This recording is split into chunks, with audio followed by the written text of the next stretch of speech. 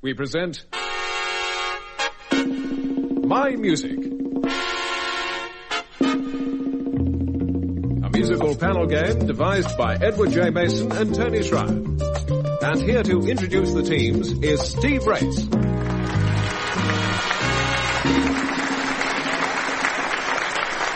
The Commonwealth Institute provides the setting for another edition of My Music, and that means John Amos and Frank Muir locked in combat against versus with Ian Wallace and Denis Norden.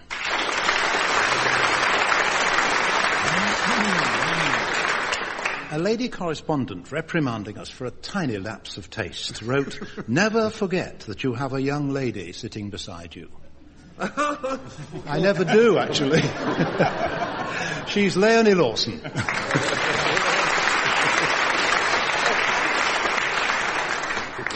Just for a change, the opening round involves the use of my piano. John, a kind of pianistic trumpet call. What does it come from, or if you prefer, from what does it come?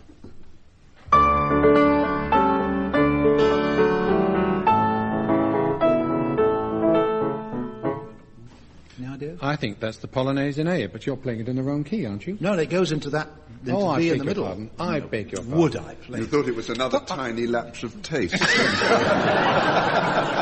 Yes, it's from Chopin's military Polonaise. Do you remember you have a young man sitting beside you?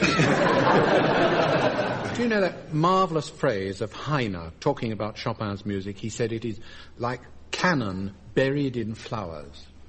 Yes, terrific. Like it? Yes, thanks. Right. Frank, what has this tune to do with Francis Stewart?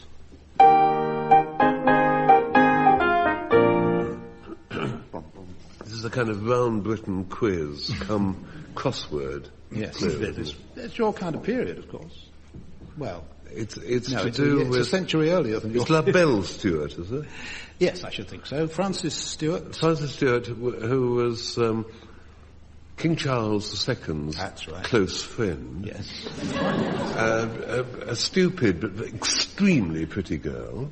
Yes. Who posed for a statue of the Britannia, which then became modelled on medals, and then was believed to be the inspiration of the reverse side of the first halfpenny, in which Britannia, and Royal Britannia, you played, was composed by Dr. Arne from the Mask Alfred. I didn't even ask that, yes. Words by David Mallet and James Thompson of the Seasons. Oh, well, if we're going to be like that, where was it first performed? Did you know? It was in London. I happen to know, Clifton. Yes. Clifton. Yeah, that's right. Yes, Francis Stewart. I couldn't reach that far. No, Charles II's mistress posed as Britannia, and we know Britannia from a coin. Ian, A.E. Blythe, writing from Altrincham, tells me that on a visit to Southampton, he was shown over a hydrographic survey vessel. You with me so far? A hydrographic survey vessel? Yes. Is that a vessel that surveys hydros? I imagine so. Anyway, he was intrigued to learn that the vessel was called Trumpeter. Why, pray, that name? Trumpeter. Trumpeter. Well, presumably, the only sort of reference I can think is this song that I have happily sung on many occasions. Trumpeter, what are you sounding now? Yes, a sounding vessel. That's right, exactly, yes. Trumpeter, Mark Twain. Give us two lines. Can you give us two lines? Well, I can tell you, it was a song that I had a most embarrassing experience once with. I was on holiday in Scotland just before I had to sing it at a big concert, and I thought I must go and practice it somewhere, and we were in a hotel, and it was rather embarrassing, so I went away down a country lane, and I got my melodica with me to get the notes right, and I started this, and I began to sing Walking About. And I was going, trumpeter, what are you sounding now? Is it the call I'm seeking? And I'm, walking up there. And suddenly I looked, and there's a man about 50 yards away with a deerstalker hat and knickerbockers watching me through a pair of binoculars. And when he realised that, I felt terribly embarrassed. And when he realised that I'd spotted him, he got on a bicycle and it turned out he was the local bird watcher. And next day he was heard to say in Dornoch, which was where it was, he said, "I kent it was Ian Wallace frae his eyebrows." Not the voice. Wonderful stories in mouths and mouth, lovely. Dennis, I must turn to you and get on with the show. Which three words, Dennis, always accompany this play out?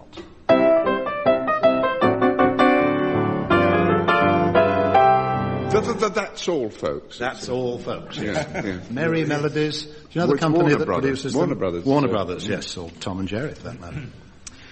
By a coincidence, my house stands on what was once the orchard of one Adam Cass, noted professor of music and authority on the orchestra. In fact, from Adam Cass's book, called The Orchestra, comes the material for these next questions.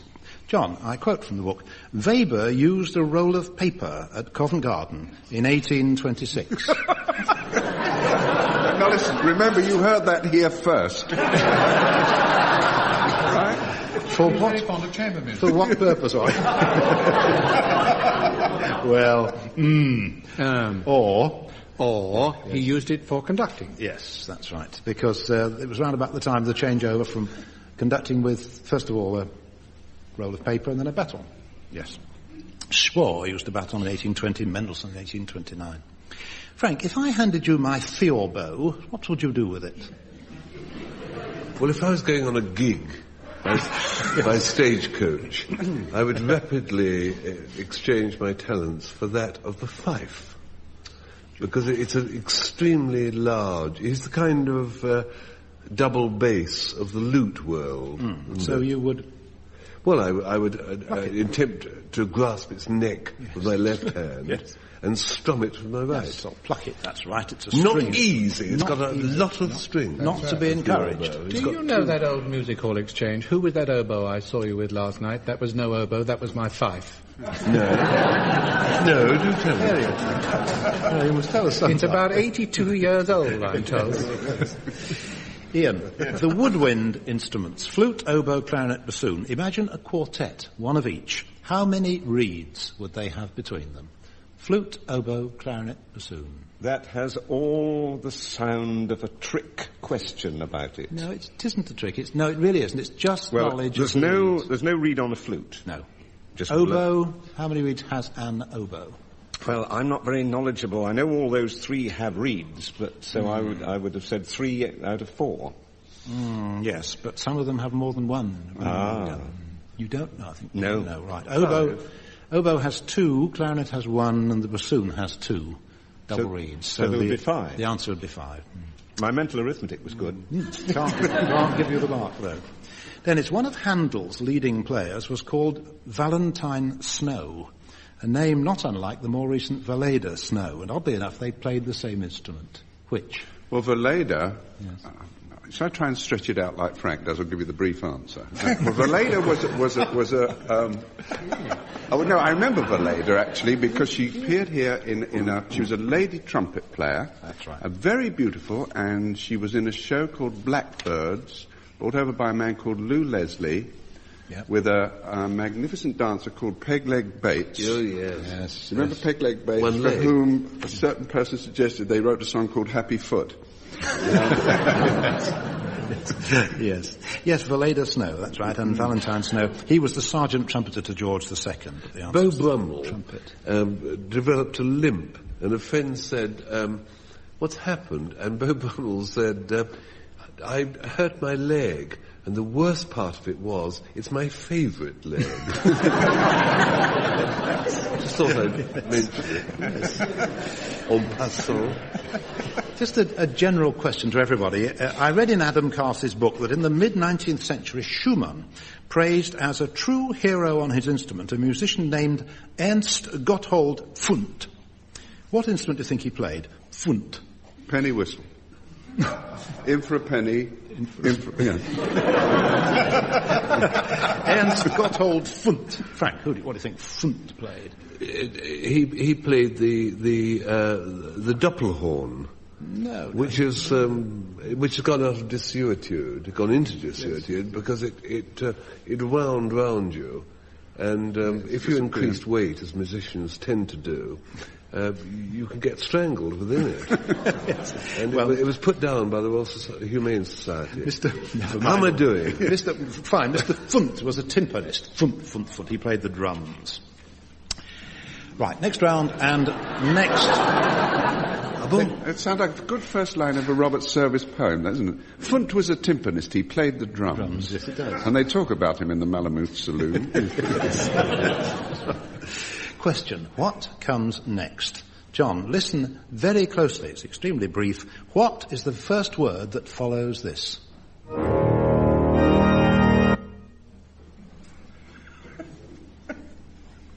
Help! Good from you, baby. But the answer comes from 1,000 people, or something like that. Trying. Hallelujah! No. I'll have to play the whole All thing. right, do Here then. it is.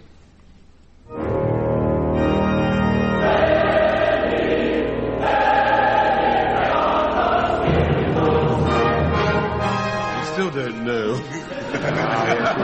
Now you know why I said 1,000 people. Half a mark, what is it? The 500th Psalm. No, sorry, half a mark from 1,000. No, I don't know. It's the start. I mean, I know the tune, Yes, but I it's can't the think start of of Mahler's 8th Symphony. Symphony of the Thousand. Sacramento. You will kick yourself all the rest of the year. Oh, I over shall that. never live this down. No, you in never live Office that 3. down. No. Frank, on admittedly a different musical level, what comes immediately after this? Something happens there, a chorus. It's by Funt. And, it's a popular. What are you waving at me for, Dennis? I was doing an impression of Isaac Newton. Very clever, good hint. An apple for the teacher. Oh, forget it. Give him Would you like to tell him, Dennis? It's the Andrews sisters singing Don't Sit Under the Apple Tree with Anybody Else. Don't sit under the apple tree. Would you like Frank to have the mark or not? Give him the mark. Give him the mark, all right. Give him Ian. the mark. Get him to tell us some more about Britannia. The interesting thing about Britannia was that there's no evidence that she was King Charles II's mistress, although she might have been. If she was, it was because everybody wanted to be the first lady to ride with him in the French coach he imported, Calèche, and she was in fact the one who rode, and everybody suspected that she traded her virtue for this ride in the coach. Very like. More? Thank you.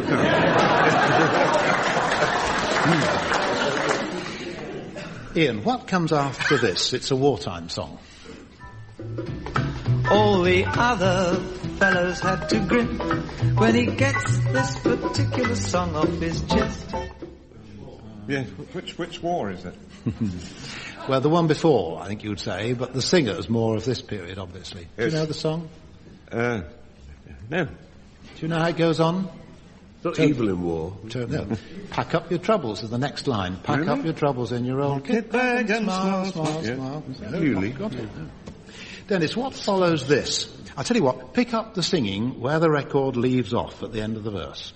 I know a fat old policeman, he's always on our street. A fat and jolly red-faced man, he really is a treat. He's 2 times called a policeman, he's never known to frown. And everybody says he is the happiest man in town. That is the most depressing song. You know that they used to say that people used to commit suicide to a Billie Holiday record called Gloomy Sunday. I bet more people committed suicide to the strains of The Laughing Policeman. That used to be an awful thing in a pier. You know, and I don't mean a member of the House of Lords, but I think it was Brighton Pier, where you put a penny in, and this awful wax thing went, it was chilling. And my kids used to be terrified of it. Whose record was that, though? Charles Penrose. Charlie Penrose, Penrose, yes. Did the, Charlie Penrose. He did the laughing policeman, the laughing everything, Yeah. the laughing cavalier, the whole lot. Right. A bonus. Any of you know who follows this? In other words, who's the pianist?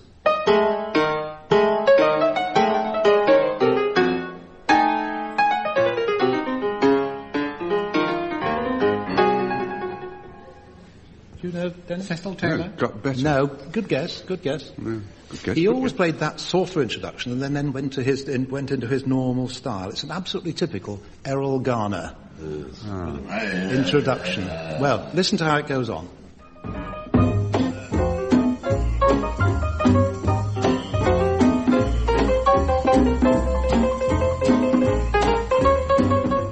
Lovely stuff, yes. Here on my piano keyboard are 80-odd notes, which I shall permutate to produce bits of 8 tunes. 4 for John and Frank to name. Here we go. 4 for Ian and Dennis. Shout.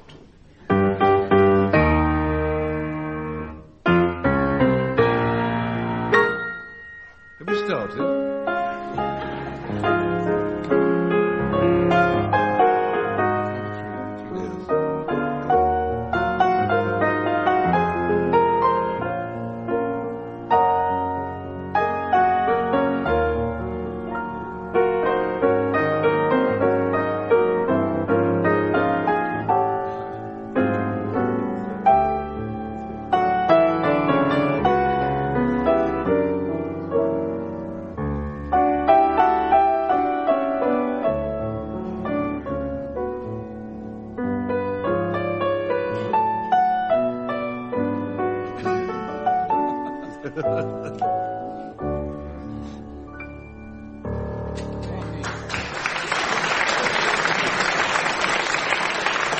Right, the first one, bom, John. Beep, beep, beep, bom, Beethoven 5. Thank you, and then... Tchaikovsky Piano Concerto. Yes. Next one, Frank. Oh, Donna Claire. Yes. Oh, Donna Claire. Yes. Have you noticed, Steve? You probably haven't noticed this, but you are possibly the only person in the world who is perpetuating "Oh, Donna Clara." I feel I owe it to her. Yes, somehow. Donna Clara shall not die. Yes. That's right, absolutely. Yeah. And the next one. No,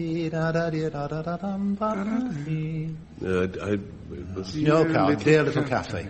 Dear Little Cafe in a neat little square out of it. Then over to Ian and Dennis. A bit of rather jazzed up Grieg. Song of Norway. From Song of Norway, yes. The song itself called Strange Music. Strange Music, yes, you got that. Then... Be my love. Yes.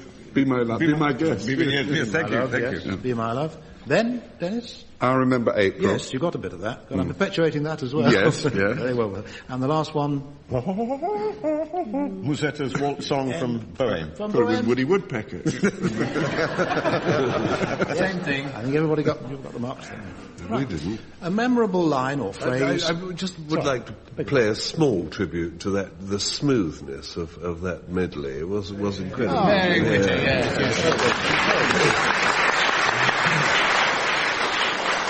It, as it were, defined by Samuel Johnson as concatenation without abruption. or Eric Morecambe as You Can't See the Join. It's the same thing, isn't it? Yeah. A memorable line or phrase from a song. John. No use complaining. No use complaining. Porgy and Bess. Yes, from the song. It ain't necessary. No, the other one. What's it called? I got plenty of nothing. Yes, no use complaining. Yes, fair enough. Yeah. Frank, you can't holler down our rain barrel. Peggy Lee, yes. You can't play in my yard. Yes, I don't want to play in your I yard. do want to play in your yard, the same. Ian, the human race has fallen on its face. Well, that's what you didn't do in that medley. Not quite. This is very far to go. Do you know, Dennis? Yes, it's one I once heard referred to as a cockeyed oculist. But it is actually, yes. Yes. Cockeyed optimist, yes. And Dennis, I asked John to place No Use Complaining. It also occurs in a song by Harry Woods. I wrote something else down. I don't know which wasn't Porgy and Bess, which is No Use Complaining, the one remaining is someone that I'm looking over a four-leaf clover. That's the one. Actually, if you could translate it, it's the same as the Schumann song, isn't it? Ich grolle nicht. That's I don't complain. often occur. That's right. That's right. I thought Dennis might say something about Or is that the next question? No. We've left that subject now. The closing songs this week are a pretty varied bunch, and come to think of it, they always are. Frank, tell us who danced with the Strawberry Blonde. Oh no, this is very interesting because it's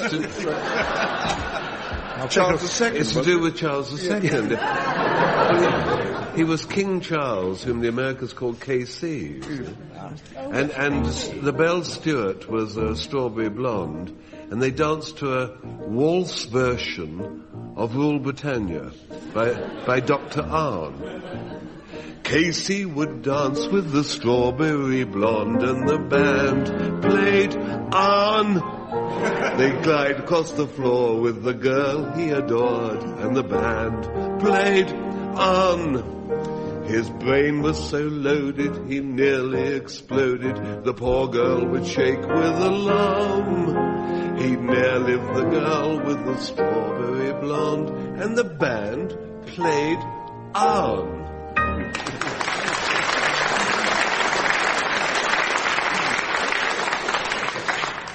John's song is about leafy, cool Kahlua.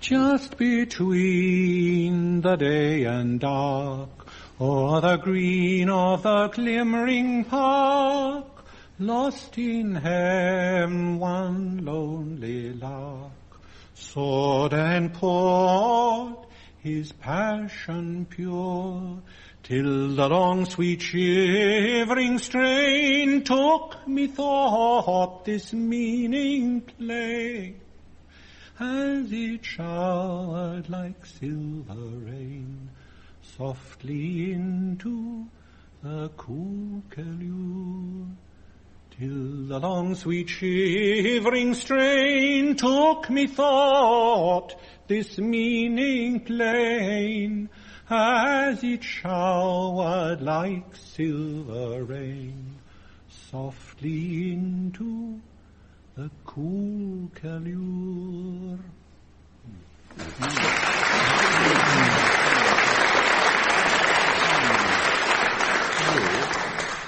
Denis's song is credited on the song copy to R.P. Weston, Bert Lee and the Two Bobs. 1916, the date and the title, When Paderewski, or would you prefer Paderewski? I always knew it as Paderewski. Right. When Paderewski plays his baby grand, some grand. When Paderewski plays with either hand, some band. Oh, gee, what a melody. He can play in any old key. A, B, C, D, E, F, G, H, I, J, K, L, M, N, O, P. When Paderewski takes his great encore, some more. You'd never think he'd got two hands but four, or a score. Down he goes on his two elbows, plays one note with the tip of his nose, and they all sit tight in the first 10 rows. When Paderewski plays.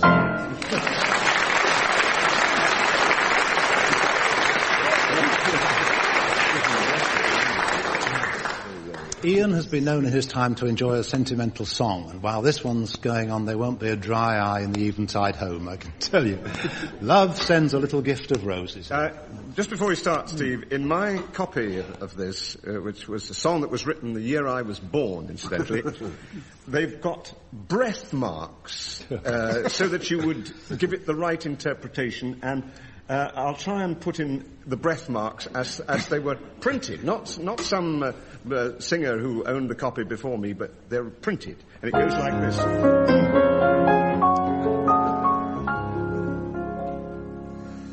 Love sends a little gift of roses, breathing a prayer unto my pulses, torn from my heart as twilight closes, asking this, only this, one heart to grow a little tender, two eyes to glow with love's own splendor, two lips to give in sweet surrender.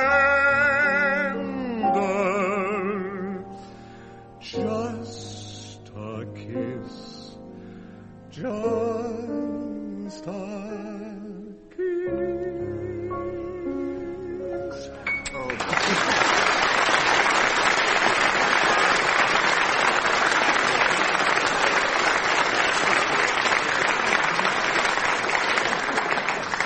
Little gift of roses for those with long memories. Those with short memories might need reminding there's been a contest going on, and it was won this week by rather a large margin by John Amis and Frank Muir. Goodbye.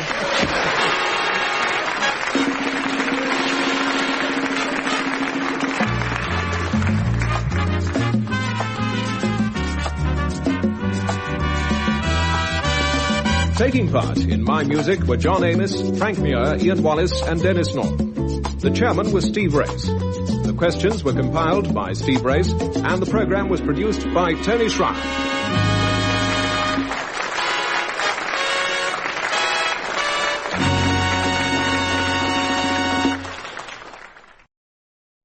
We present My Music.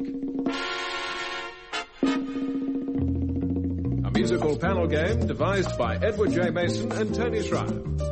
And here to introduce the teams is Steve Race.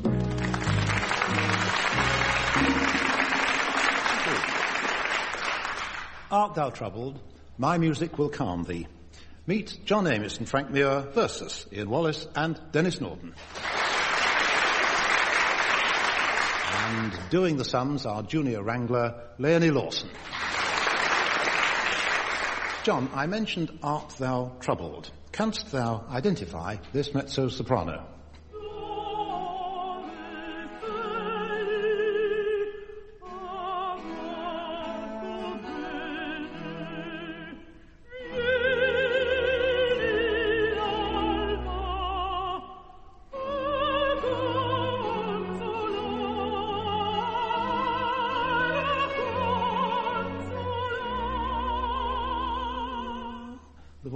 She's sometimes known in the profession as Queen Janet. Yes. And a queen she is, but in fact she's only really a dame. Yes, dame. As far as the honours are concerned. Dame Janet. Yes. Well, Baker. Baker. Oh, did I forget to say it? Sorry. Yes, you did, yes. A Handel song, seldom recorded these days. I wonder if people perhaps have heard Fritz Spiegel's famous record list entry, Art Thou Troubled, with the City of Birmingham Orchestra. Frank, while we're identifying mezzo-sopranos, who is this? My glory is mine. Nothing quite like it for cooling the blood. Well, I know that nobody in the world is allowed to sing this except Ian Wallace. So presumably it's Ian with his foot caught in the floorboard. Towards the end. The bit where the lady soprano, where the lady hippopotamus. That's right. Yes, that's the lady. Hippopotama. It's in character. Before It's the a character romantic role, chorus. isn't it? Ian, can you identify this music, or at least tell me the composer, about whom I warn you, you may well be wrong?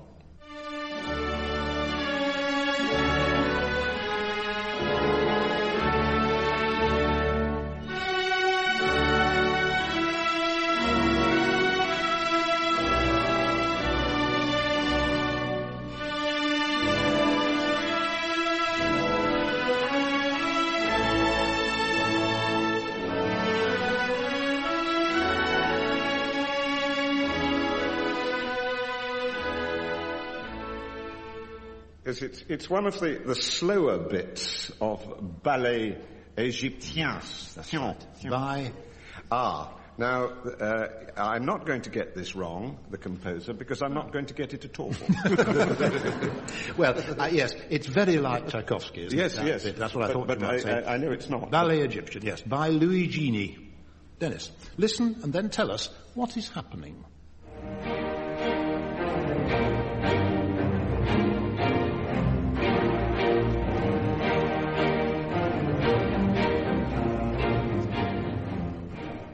It sounds like another mass movement for hippopotami. It does a bit. You were doing very galantly movements there. Skating. Oh. Ah, yes. Was it really? Yes. Yeah. Yes, that's right. People are skating. Yes, Meyerbeer's music from the ballet Les Patineurs. Oh, is it? Quite right. Yeah. But why do they always make that, when they do that skating movement, why do they always make it so effortless and flowing? Why don't they suddenly in the middle get a boom, bang? I don't know. I don't know. I really don't know. When a certain well-known archbishop expressed his views on drugs, one of the Fleet Street newspapers headlined their report, Primate Slams Pot Lobby. The press uses a language unspoken by any human tongue. I've translated the plots of 4 musicals into journalese. See if you can identify them. John. Waste disposal operative's daughter abducted by speech medico. All-night dance session claimed. Which show is that? Have a guess. Frank was whispering it to me, but yes. I can say it out straight up. Yes. It's My Fair Lady. My Fair Lady, yes, exactly. You've got the idea. Frank. Hope for underprivileged. Something coming, claims immigrant gang boss. No. It's West Side Story. Thank you, yes. Ian, this is going back a bit. Mugger's daughter weds choirmaster. Suicide at Hunter's Moon during lilac gathering. Yes, the second, a bit of a hint there. It begins to get easier towards the end of the last sentence. Ivor Novello. Yes. For Chance to Dream. Yeah, Chance to Dream. That's the story in a nutshell. Yes. Dennis. Vandals flatten barn as dance riot flares. FBI to investigate menage a set. On the last word, yes. 7 brides for 7 brothers. Yes, that's right. What's Death Toll Rises at Elsinore? Could possibly be Hamlet, right. I don't know. A quadlibet, a potpourri, a switch, a medley. Call it what you will, but there are 8 titles to be identified. 4 for John and Frank, 4 for Ian and Des.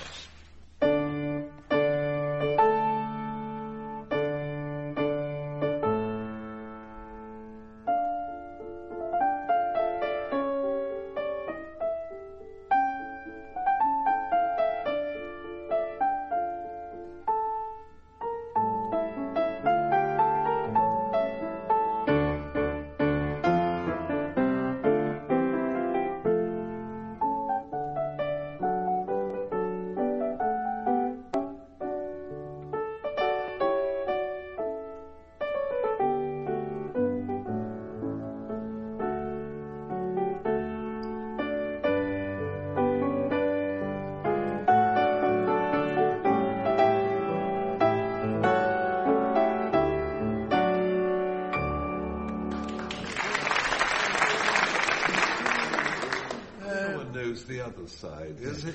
John, did you get the first one, please? Well, it could be a Haydn symphony. Yes. Which town or city or capital would you like it named after? Oh, that was a clue. Yes. London? Yes, London. Would you like a number between 103 and 105? Oh, I could help you there. Could you? Try 104. 104? Yes, it's only half a mark, so we'll give you that. Then came da-da-dum-pum-pum-pum. That's Fantasy in D minor Mozart, isn't it? Yes. Then the next one, Frank. Oh, my baba, my curly-headed baba. That's composer unknown, arranged Warlock. Yes. Capriol Suite. From Capriol Suite. Yes. Do you know which dance? Rather a low Not one. for this money. Widdershins? No. Bass dance. But you got it from the Capriol Suite. Over to the other side. Yes, and then Minuet in G by Beethoven. Yes. We were working on that right till the last minute, actually. We popped in Land of Our Fathers. Yes, Land of My Fathers. Land of My Fathers, yeah. Our Fathers. Santa Lucia. Santa Lucia. Right. Rather interesting this. According to the Book of Lists, the ladies in the labour ward at St Thomas's Hospital in London like to hear background music on cassette as they're delivering their babies. Or rather, 70% of them do. What, I ask myself, would be an appropriate choice of piece for such an occasion? While you're thinking about it, I'll just tell you that at St Thomas's, they're limited, of course, to the cassettes they've actually got there, but their 2 favourites, it turns out, are the much-loved Max Bruch Violin Concerto and, rather oddly, I think, the theme from The Sting. Anyway, if they had an unlimited number of cassettes and pieces of music, discs and things there, John, you're writing assiduously, what do you think would be suitable for the labour ward? Unto us a child is born. Yes, that's right. Frank, what have you got for us? The things we did last summer.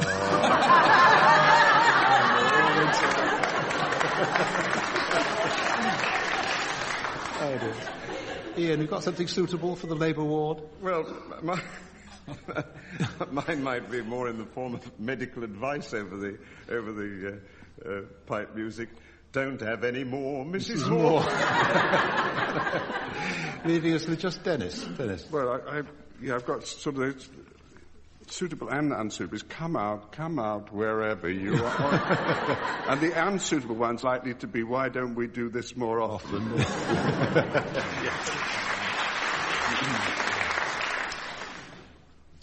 Let's treat ourselves to 3 tip-top popular singers, and then ask Dennis at the end who they were. John, here's your singer.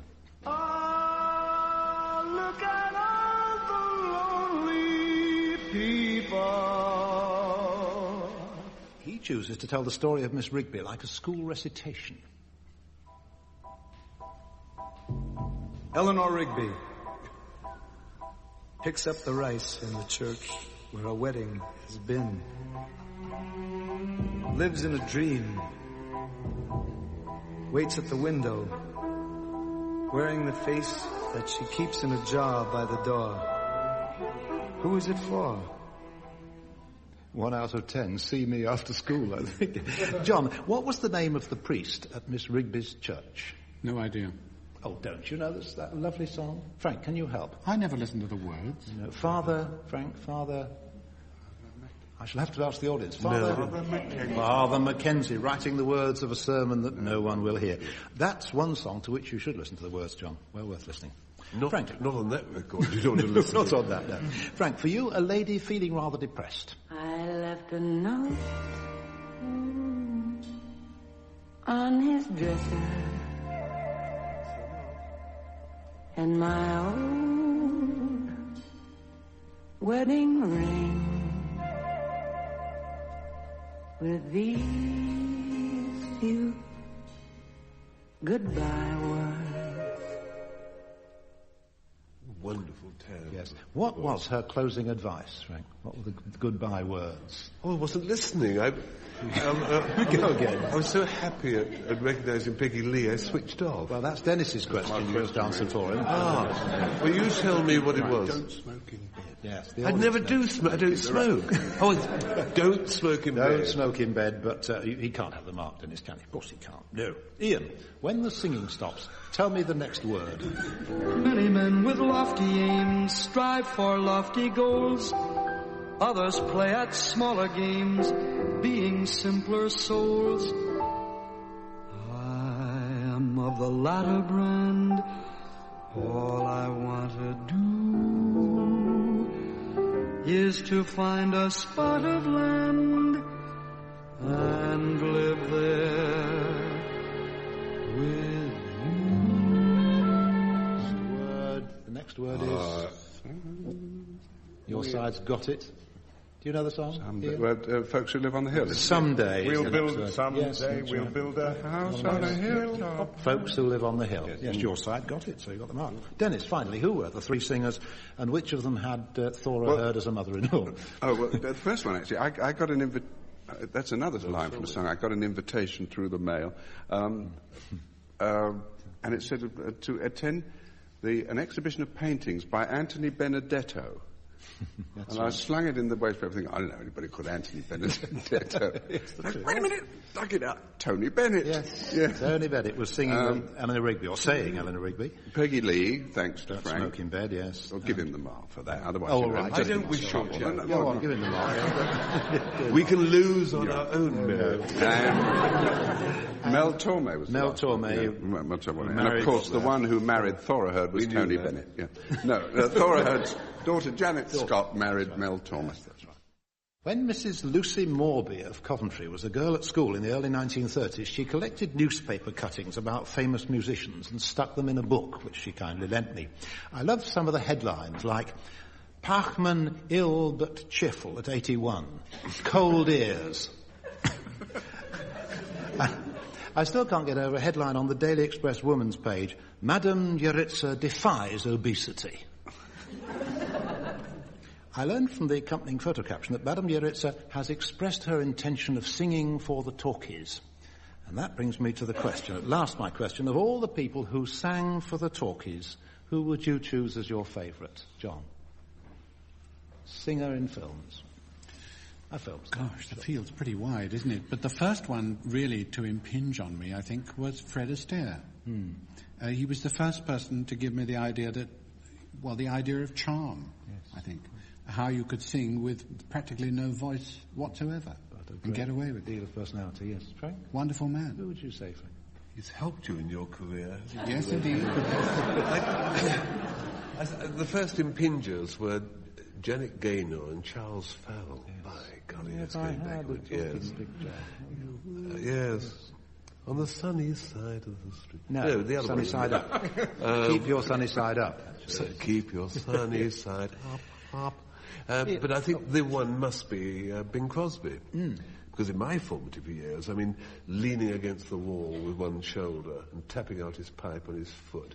And besides that wonderful voice, there was those laconic, the way he used to short lines. The way he used to sing, I'm leaning on the lamppost at the corner of the street. No. And that was his father. Never mind. Ian. Oh, I have no doubt about mine from those early days. Maurice Chevalier. Is that yours gone? Leaves me nothing. And I particularly recall him singing a song which was not one I think tremendously associated with, which began, when I was in my infancy, I formed a little habit. If anything looked good to me, I'd reach right out and grab it. I always got a kiss for this, which made the habit pleasant, and I still feel that way today when there are ladies present. I always want to reach and grab a pretty little peach and whisper, pardon me, but I better not go on with that. It's a lovely song, yeah. Frank, he's still... You're going to have Poland. No, I shall do the impossible and talk about Maurice Chevalier without doing an impression of him, which is something very rarely done on the wireless.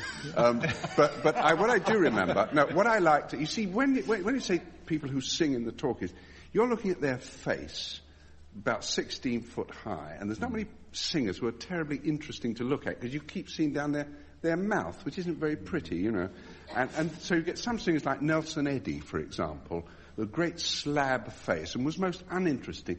But Chevalier knew what every hair on each of his eyebrows was doing on any particular note.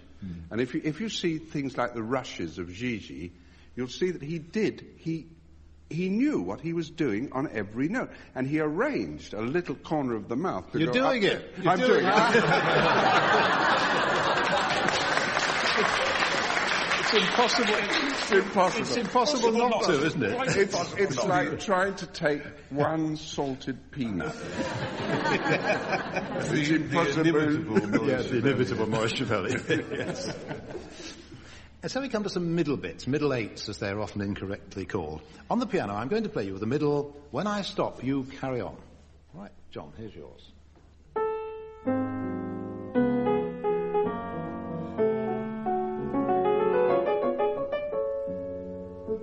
Ti-da-da-dim-tim-tiam. It happens again. Yes, what is it? By Delibes. By Delibes? Delibes, yes. Is it really? I was going to say Schumann. That's that one. It's difficult, isn't it? I never played that one. It's Les Filles de Cadiz. Is it really? Yes, that's right. Well, what did you do? You carried on. That's what I asked you to do. Yeah. Frank, it's a carry on. Singy piece, isn't it? It's a singy piece. That's right. A friend of mine had a record of Galli-Curci singing. Oh, yes. She went flat on the last note, so he took the record back and asked them to change it.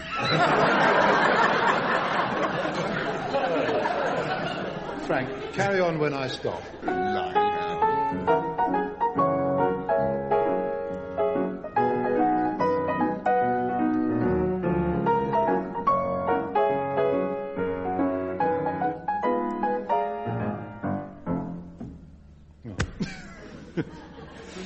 It's a kind of general purpose middle bit, isn't it? Well, it is a bit, yes. Do you know how it goes on? A very good friend, the milkman. Oh, my very good friend. Very good friend, the milkman. Fat Swallow. Fat Swallow. No. Too late. Ian. A very good very, very different song. It's a great soprano. Too late, I lost.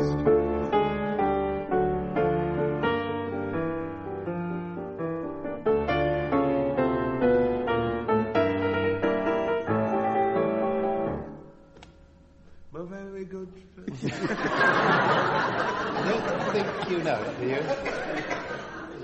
you? Years and years and years ago in this programme, when you used to do this, I usually managed to fit in a bit of Old Father Thames. He never seems to worry. That's not it. Love is where you find it. Oh. Love is where you find it. Middle 8 for Denis.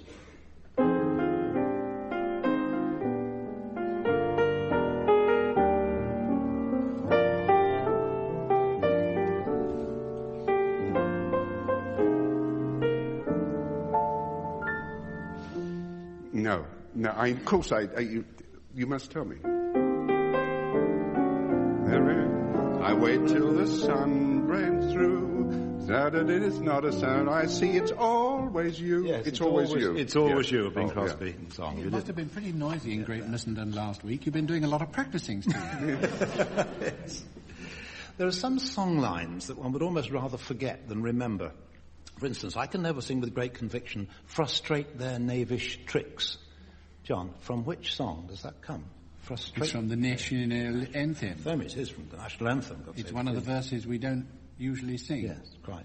Confound their politics. Yes, frustrate their knavish tricks. Frank, a very different kind of song, Frank, but still not one of my favourite lines.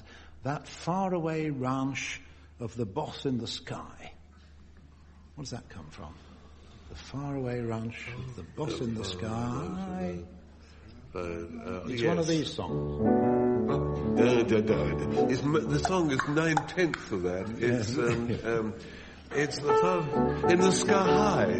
I'm heading for the last round up. Oh, and I'm the faraway ranch in the sky. Ian, your turn. Very good. Watched you bloom in the wildwood. Watched you bloom. What's Denis doing? Playing the accordion. That's what you're doing. The greatest mime artist. Rambling Rose off. Rambling Rose. That one. Yeah. That's right. Yeah. Thank you, lady. And I knew you were mine. Yeah. Denis, this is your kind of round, isn't it? So for you, a slightly more obscure song. It's a rhyming couplet. I would pass up all the orchids to be the sole support of your kids. Oh, that's lovely, but I don't know that. That's brand new. I didn't know that. No. Your mother's son-in-law. Yes, sirree, I want to be your mother's son-in-law. Oh, let's make a note of that. Lovely old song. Yes. Squadron Leader Burr of Lamberhurst dug that one up and reminded me of it. Thank you, sir. Right. 4 party pieces, chosen by Mrs. Muir, Amis, Norden and Wallace. We haven't had a formal rehearsal, so more or less anything can happen. Frank, All Alone. This is a very sad song of a gentleman who's going round the triste. All alone, I'm so all alone. There is no one else me. All alone by the telephone, waiting for a ring, a ting-a-ling. I'm all alone every evening. I'm all alone, feeling blue, wondering where you are and how you are, and if you are all alone too.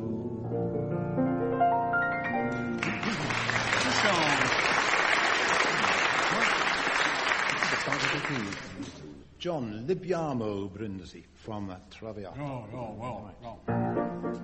Libiamo negli etti calici che la bellezza infiora e là fuggevo la rafinebrea voluta. Libiamo dolci fremiti che suscita l'amore, poiché quell'occhio è il cuore onnipotente va. Libiamo, amore fra i camici più caldi baci avrà. Denis sings one of the many songs that include the line, "There's no place like home," but I think this may be a new one to you. up the little gravel path, sailing, clinging to the garden railing. Same old knocker, same old door, the same old missus and the same old jaw. 2 steps forward and 3 steps back, then you hear him whisper low, there's no place like home when there's nowhere else to go.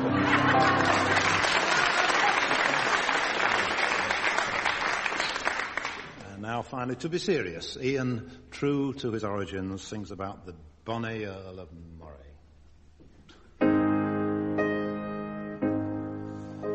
Ye Hielands and ye Lowlands, O Wallhaven, they slain the Earl of Moray and laid him on the green. He was a broad callant and he raided the ring, and the bonny Earl of Moray, he micht he been a king.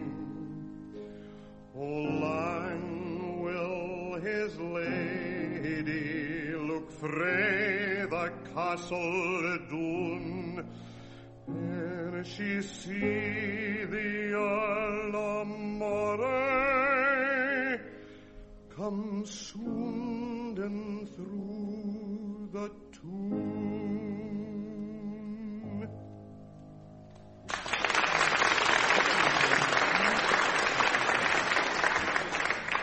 Splendid song. Oh, the score, yes. A victory for John Amos and Frank Muir. Goodbye.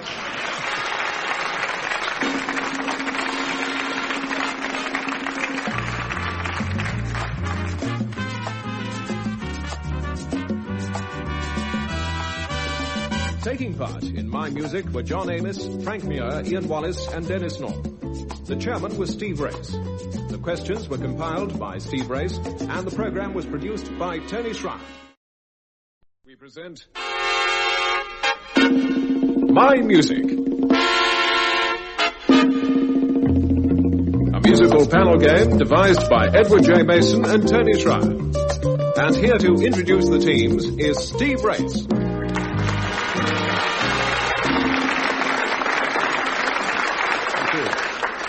With no support whatever from the Arts Council, we bring you John Amos, Frank Muir, Ian Wallace and Denis Norden.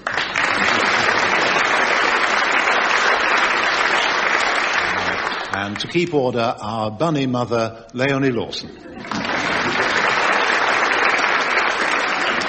And we begin with some beginnings and endings. John, what begins like this and ends like this?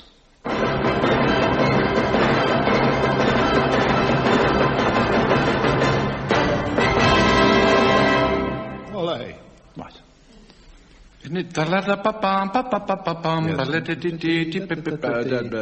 Slavonic dance? Yes. Dvorak. Yes, the first of them in C, actually from the Opus 46 set. Yes, Dvorak's Slavonic dance number 1.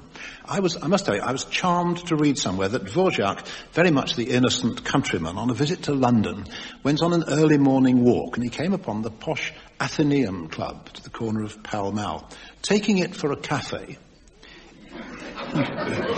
he walked in, ordered a cup of coffee, and was duly thrown out when they found he wasn't a member. Poor nice old Dvorak. Frank, your turn. What begins like this and ends like this?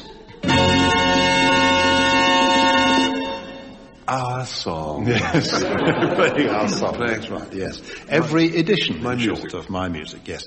Ian, what begins like this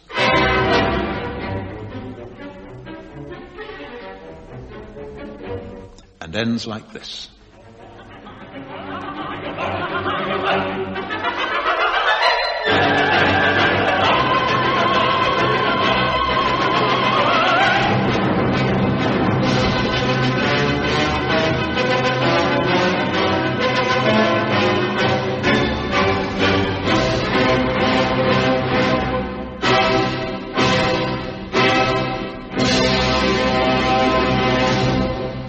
absolute marvel. One of the most inspiring operas ever written by an old age pensioner.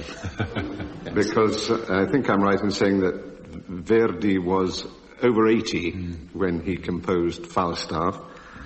And I have one little reminiscence about Falstaff performing the part of Pistola for Scottish opera a good many years ago. And when we were rehearsing it, they had in those days a very splendid chorus master called Arthur Oldham, who was a very candid man, very direct. And I came into a rehearsal of one of the scenes just in time to hear him say to the chorus, "Now you're supposed to get that lead from Ian Wallace, and he'll get it wrong at every performance, so you better learn it without him." And I said, "I heard that." As a matter of fact, he was right. Denis, your turn. What begins like this? And now the purple dusk of twilight time, And doesn't end like this. of the years gone by. That's clever. You've got 2 records there, did you? No. You had 2 different singers. No, that's one record, but what begins like that and doesn't end? Oh, I see what you mean. Yes. You've got it now, haven't you? No. Yes. It doesn't end in the sense that it's not the end of the song. Yes, that's it's right. the end of the chorus. It's the end of the verse. For a moment, how does Stardust? Yeah, I know. The chorus is Sometimes I Wonder. Yeah, I know, but how does it end? The whole of the Stardust of the days come. I don't know. Yeah, Anyway. well, for a moment, I thought that's what it would have been cleverer to have done that, but nevertheless, Indeed, it was a tricky question. Yes, that's right. It's Sinatra, but what nerve, what confidence to just sing the verse. Just of the so song. that somebody knows what we're talking about, Frank Sinatra recorded the verse only of Hoagy Carmichael's Stardust and never actually got to the chorus. He just recorded the verse and then stopped. Others sing the chorus, he just sings the verse on that one. What a marvellous verse. Yeah, Yes. better than most choruses. 5 notes. The 5 notes which begin, for instance, Richard Rodgers' tune, Sing for Your Supper.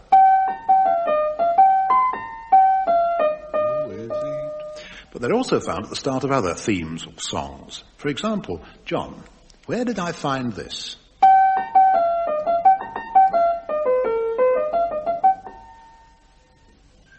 I think you found it in a book. I found it in a work, though. In a work? Orchestral Well, you score. found it in a work where the composer is either Chinese or trying to imitate Chinese music. Well, no, I didn't play...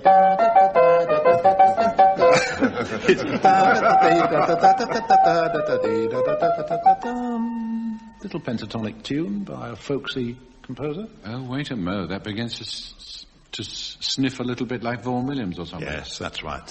All right, let's work your way towards it. Vaughan Williams doesn't sound very Cockney tuned to me, but... Vaughan Williams' Chinese Symphony. Chinese takeaway. Half a mark, I think, don't you, for Vaughan Williams? Well, Vaughan Williams was an inspired guest. Well, yes, indeed, yes. Well, it gets you half a mark. It's from the first movement of the London Symphony.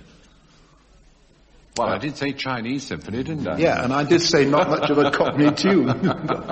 Anyway, same notes. Da-dee-da-dum-bum. Frank, whose signature tune was this?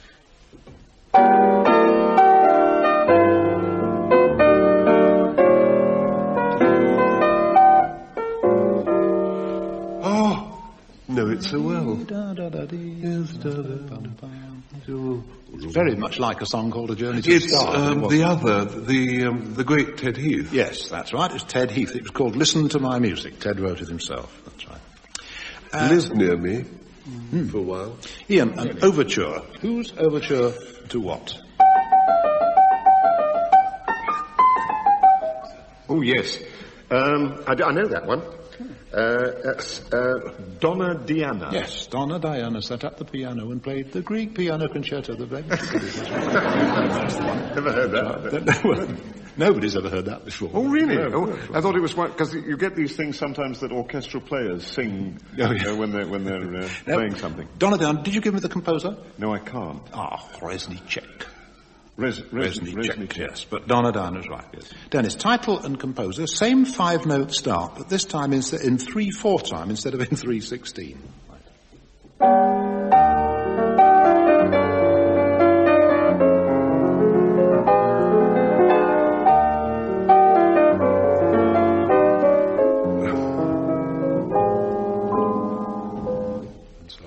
Forget the time, James. Very familiar, isn't it? Yes.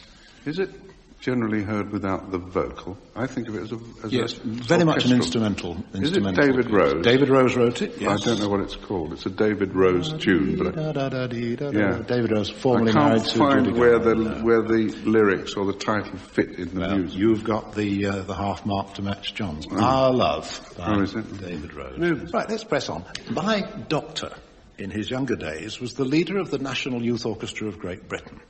So in addition to treating us patients, he could, if he thought it helpful, play to us on his violin. Question, what should he play? A fiddle-playing doctor. Now, I'm open to suggestions from anybody. Dennis is writing. John, any idea? Well, at home we used to sing a little ditty that went, "It'll never get well if you pick it." It'll never get well if you pick it. I mean, the words are a bit monotonous. That's roughly how it went. Yeah. Surely that's a Union song.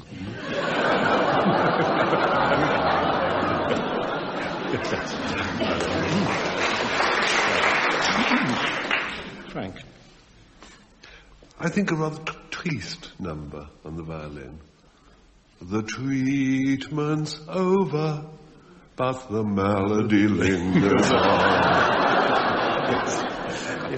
Yes. I'll pass these on to him eventually. Ian, any ideas? Rather sort of unhelpful ones from the doctor's point of view. With somebody with a sprained ankle, he might play "I'm Dancing with Tears in My Eyes." Yes. And if he had a patient who was suffering from psychosomatic illness, he might play "I've Got a Feeling You're Fooling." Yes. He'd probably like to play that quite often, I think. Dennis? No, why I was writing, because when you said you have a doctor who's was a leader of the National Youth Orchestra, I had an experience with a doctor who had another profession. When I was working in Rome once, and I got a poisoned foot, and I was working in a film studio, and the nearest doctor was also the vet.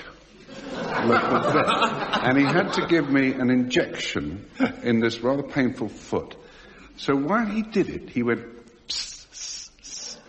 which is apparently what you do to horses to gentle them, I think, to stop me rearing up. That was clearly a case of Fiddler on the Hoof. I don't follow that. Never go to a doctor, Dennis, whose initials after his name says M.D. Oxen.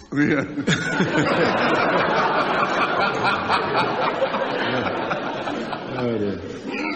You remember Frankie Howard said he always went to see his doctor in the afternoon to give his hands time to warm up. Yeah, that kind of logic. I love that kind of logic. I had a very good one the other day. That if you are in a strange town and you go into a barber shop, always choose the barber with the worst haircut. Why?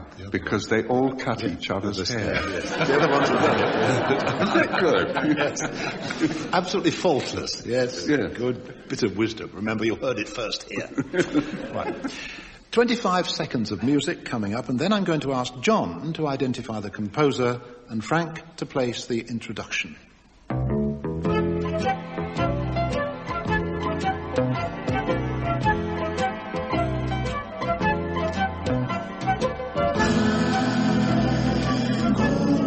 Chasing rain,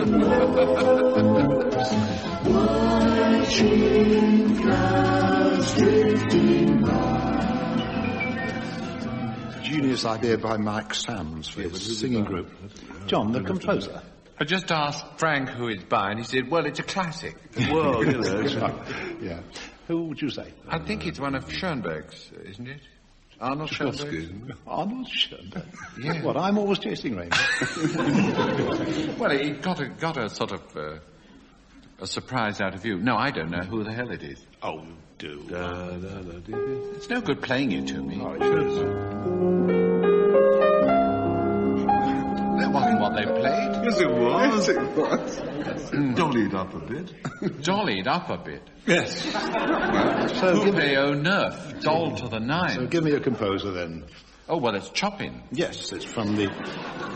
if it is Chopin, actually it's very like an earlier impromptu by Moscheles.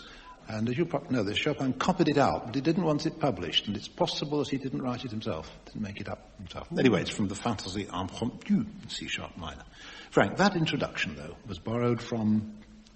Well, to me, yes, it's I'm sailing in the rain. That's right. Gene Kelly's film we know it from, although it actually appears on the original song copy, that introduction. Yeah. If you, Cliff Edwards sang it in a film in 1929, and also has that bum-be-dum. Yes, but for him, yeah, that's right. Yeah, that's with Chopin. It was singing on the sands.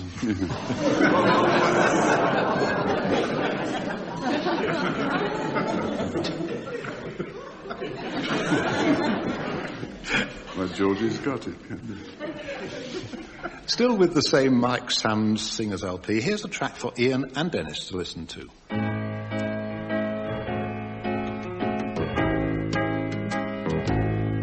At the end of the day, for a moment or two, all my thoughts fly away as I sit here with you.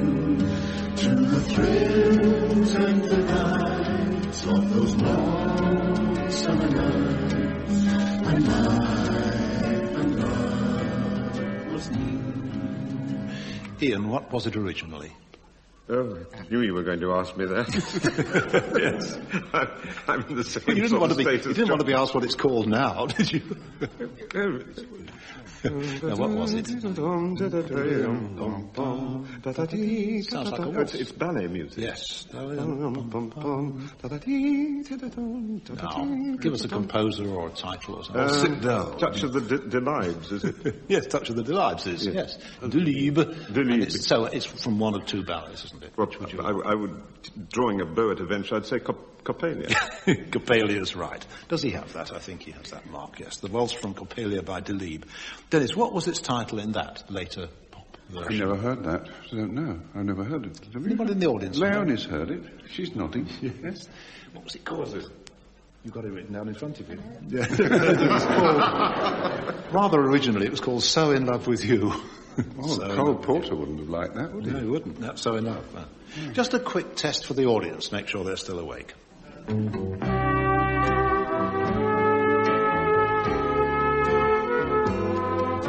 If you were the only girl in the world, and I were the only boy. Friends in the audience, who first sang that and to whom? To?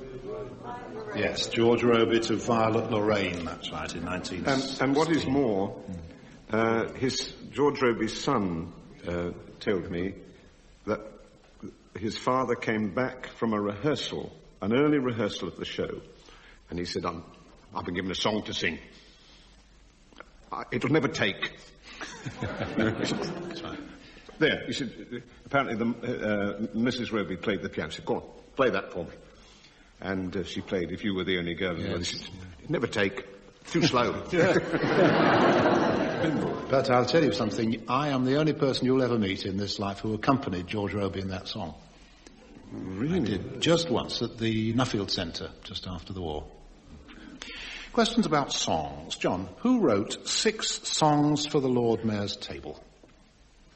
That was William Walton. Yes, for the City of London Festival 1962. Yes. It was indeed. Frank, which song begins with the words, "Let him kiss me"? Very old one, an oldie. Well, it's not a very old language, is it? Well, it was written originally in another language altogether. No, I don't know. Well, which song? Song of Songs, which is Solomon's. It's in the Old Testament. It comes between Ecclesiastes and Isaiah. It begins, "Let him kiss me with the kisses of his mouth." Of course. Ian, you have a choice of two. Who composed Songs of Farewell? Songs of Farewell. Songs of Farewell. No songs of travel. Two composers very much of the same sort of period. One from Bible texts and the other from Whitman, Walt Whitman. English composer? Yes, both. One from Yorkshire, the other not. When I say English, when I say English, I mean British, perhaps. Do I? Yes. You mean born in Dublin? Yes, I suppose I do. Parry. Yes, it was Parry. Yes. So I mean sort of British Isles. One in Dublin, one in Bradford. Well, you got Delius for half a mark, didn't you? I helped you. Well, I think you're very generous because you did say Yorkshire. See how Dennis gets on. Dennis, who wrote a song of patriotic prejudice? I don't know.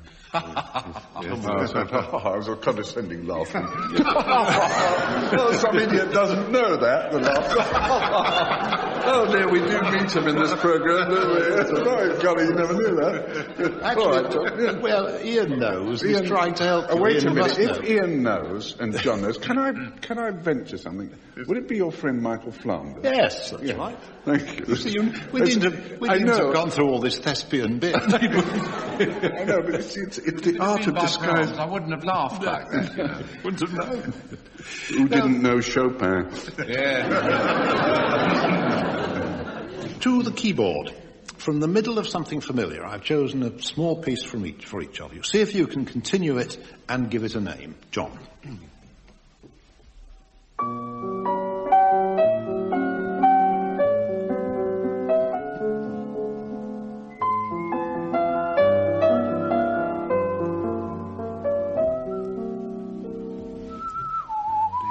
Thank you. And what is it, pray?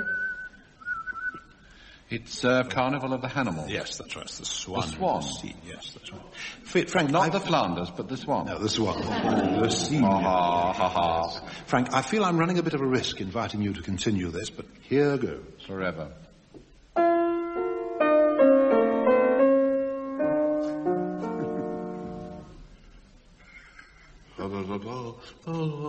There's quite a bit of that. Yes. One fine day! Yes, that's right. Quite right. It was a risk not worth taking, Steve. Right. It's not, as they say, my song. Not exactly. Ian, follow that. A straightforward middle bit from a rather peppery sort of song for you.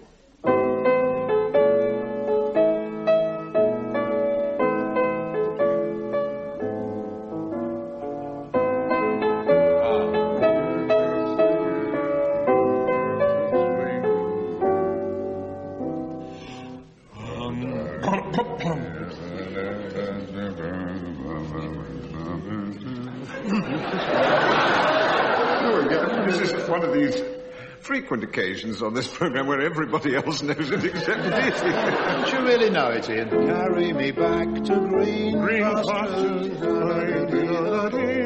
Yes, I've never actually sung it. Frank's never sung One Fine Day from Medleys. Not publicly. Only to small private audiences. Only in his ablutions. Yes. I once worked out that if you've ever walked across a green pasture, you'll understand why the guy in the song asked to be carried across it. Why did you say peppery? Peppery because Harry S. Pepper wrote the song. Dennis, yours is rather more recent, and all I'm giving you is the very last part of the middle bit.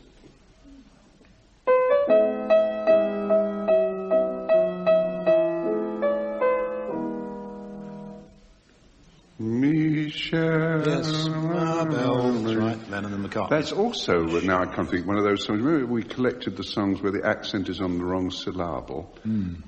It's Michel, isn't it? Which is wrong. Instead of Michel. That's right. Yeah. Yes, that's right.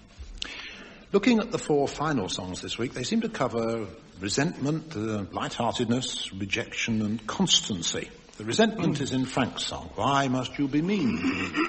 Frank. It's a bit miserable, isn't it? But you're mean to me. Why must you be mean to me? Gee, honey, it seems to me you love to see me crying.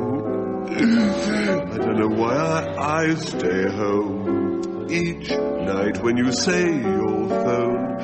You don't, and I'm left alone, singing the blues, sighing.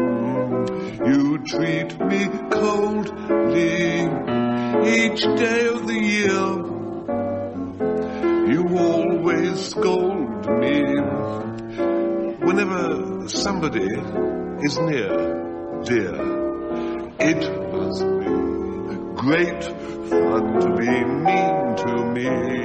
You shouldn't, for can't you see what you mean to me?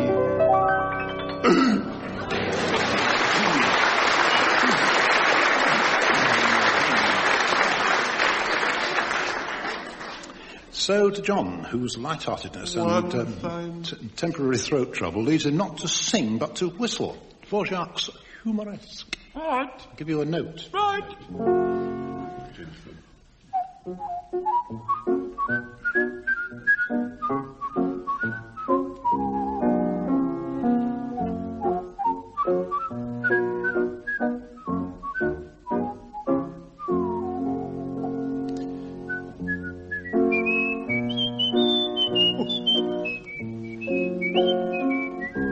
Don't like that.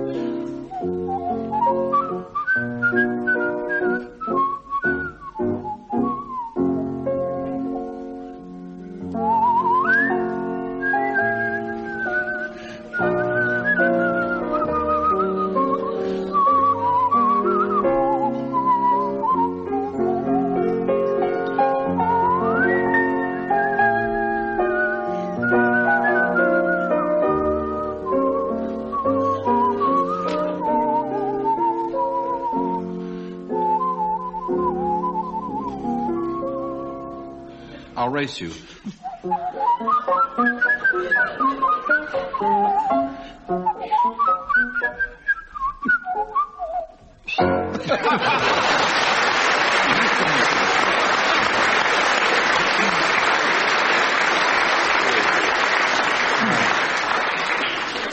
Rejection seems to be the key word for Denis's song, which is not one of my favourites. It's called She Don't Wanna.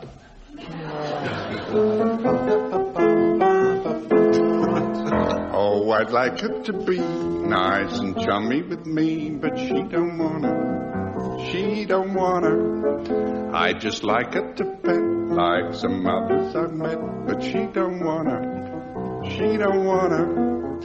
Oh, I plead and beg for one little kiss, but that hard-boiled egg just sits there like this. We could have so much fun, but it takes more than one. She don't wanna. Steve doesn't like it either.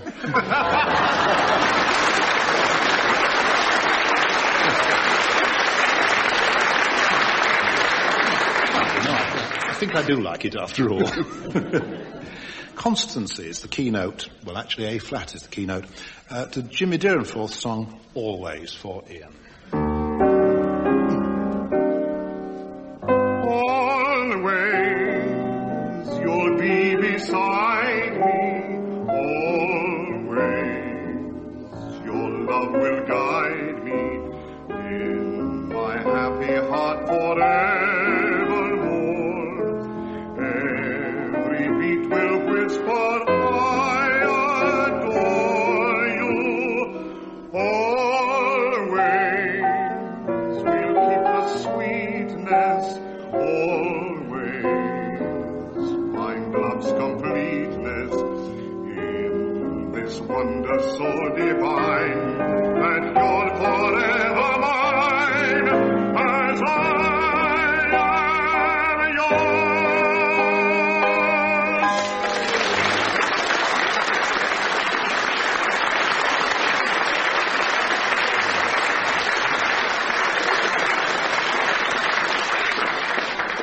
as a signing-off song, if you like. Just time to tell you about this week's victory, which goes to John Amos and Frank Muir. Goodbye.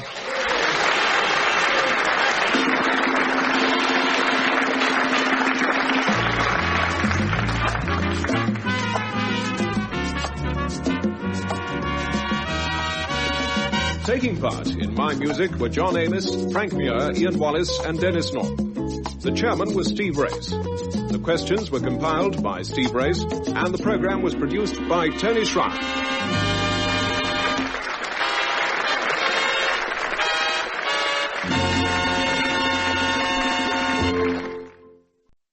We present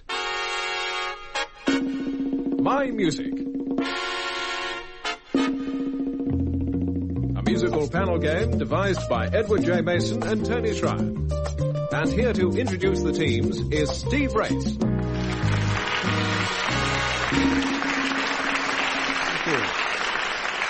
Thank you. Such a kind welcome. Please be almost as generous in welcoming John Amos and Frank Muir, Ian Wallace and Denis Norden.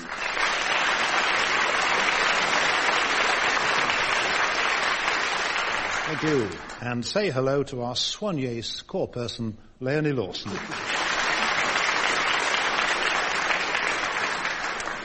John, rousing music for a start. Yes.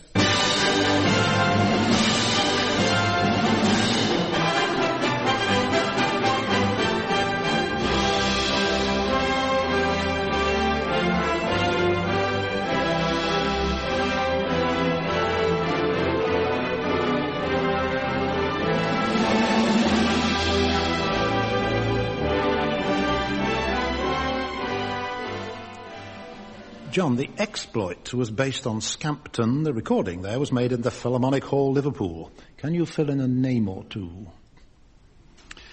Well, if it was Liverpool, I should think it's very likely Sir Charles Groves conducting. That's right. But although I seem to know that music, it doesn't rouse me to any memories. Frank, do you know the occasion? I think he's one of nature's dams, is John. It's the Dam Busters. Dam, yes. Eric Coates' march to the Dam Busters raid. That's right, Guy Gibson and co. Well, does anybody in the audience know the date of the Dam Busters raid? May 1943. He's got it. May the 16th, 1943. That's right. That's right.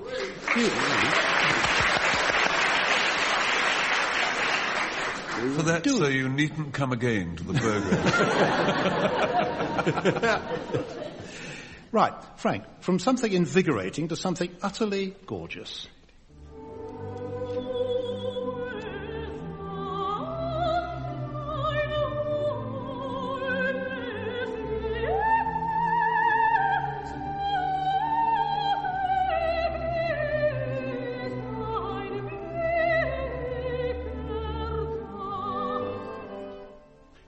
Frank, which composer comes to your mind? Mozart.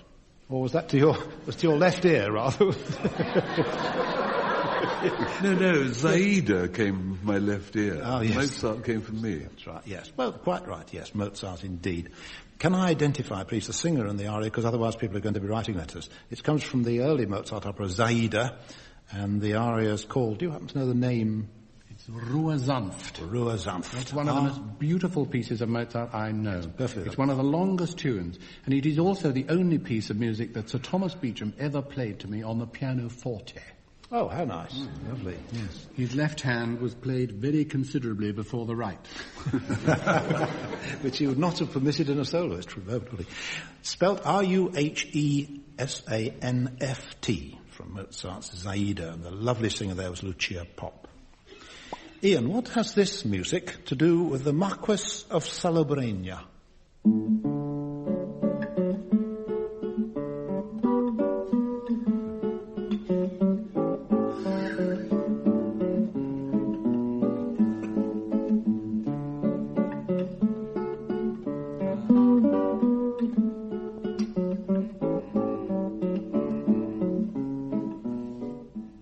The Marquess of Salobreña. I think this is a sort of trick question. That is a guitar playing. Mm-hmm. The only sort of Spanish guitarist whom I think you would playing that particular melody would be Segovia. Well, Segovia became in June 1981 Marquis of Salobreña, named after the town in Granada where he grew up. He became the Marquis of Salobreña. Oh, wasn't that nice? So that's who it was playing. Yes. Music by Schumann, of course, transcribed by Segovia, but Marquis of Salobreña. I went to see him one time when he was in London recently, and I asked him how much he practiced still, because he's in his 80s, and he said, 3 or 4 hours is really enough. He said, when my pupils tell me they play 6 or 8 hours a day, I say to them, either or they are liars or they are donkeys. Donkey. It's only with John, he knows so much and we always lose. It is because the anecdotes have nothing to do with the Marquess. Dennis, film music by Franz Waxman.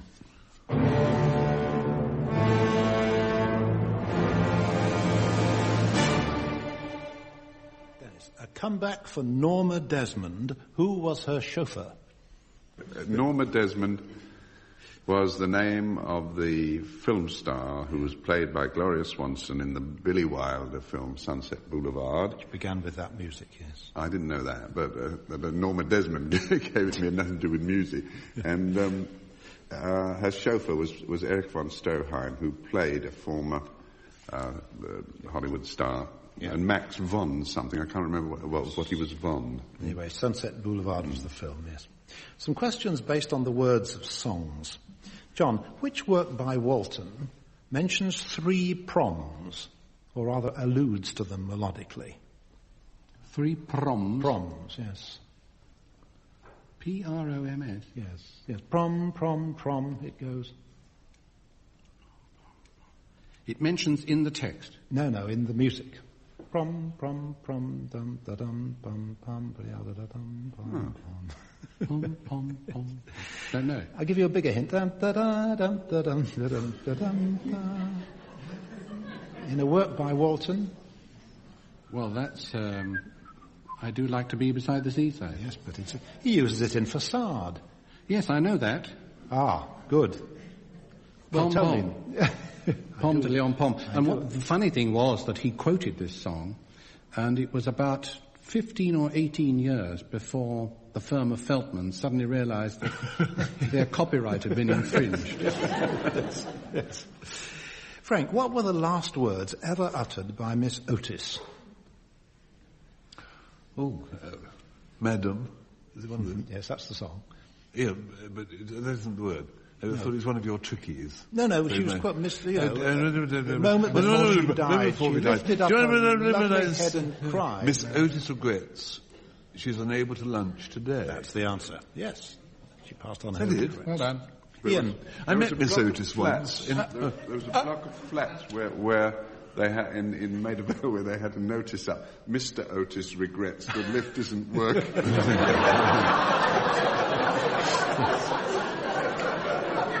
Come on, man. The lift was feeling a bit way good that day, wasn't it? Go on. Ian, than whom do I now perform more proficiently upon the banjo? Oh. Take you back a bit? Yes. Oh, that's I plays the banjo better now than him that taught me do. Exactly. Yes. Old song. Yes. Yes, indeed. Very much like One very Fine much, Day. but not the same. Yes. No. This was the banjo song by Vincent Youmans. Yeah.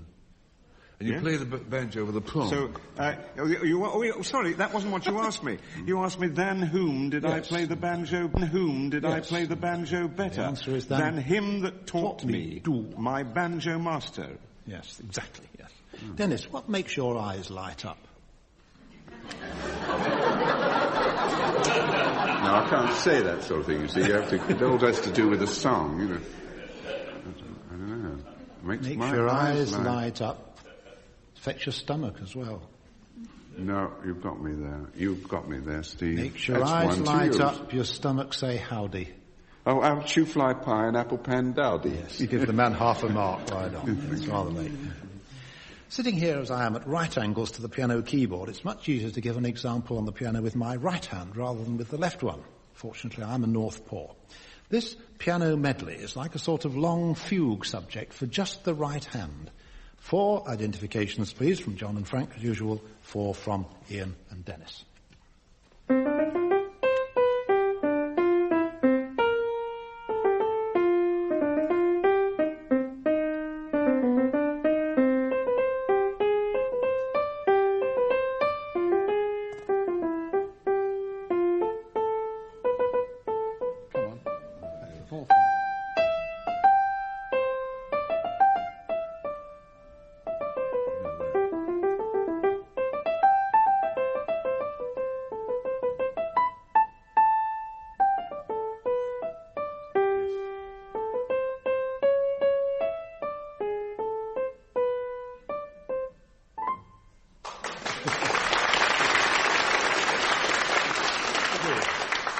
Well, there are the tunes. There's my long fugue subject. First one, John.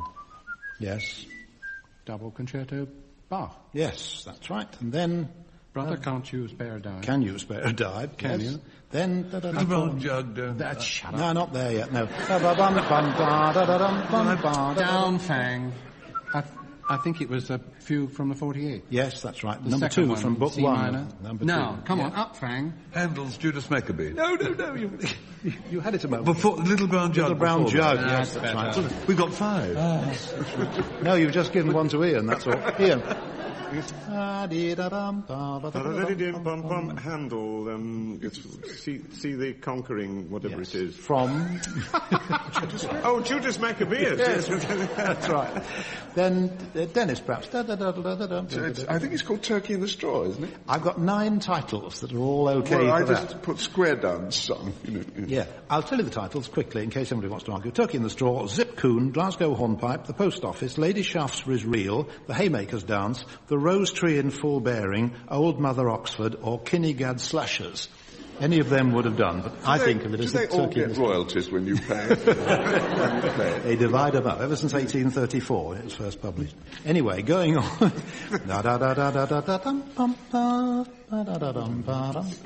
knew that as the Stephanie Gavotte. You got it? Yes, by Jibulka. That's right. And the last one... The last one, I put down Oh What a Lovely War, because it was one of the tunes they played in Oh What a Lovely War. Then how did it go?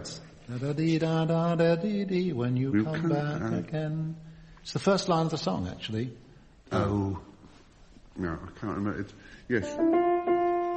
Leave you, but we think you ought to go. Yeah. Yes. You won't want the mark for that, will you?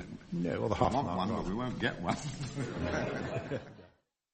Let's go north of the border for some of that fine Scots music, though in your case, John, arranged by Haydn.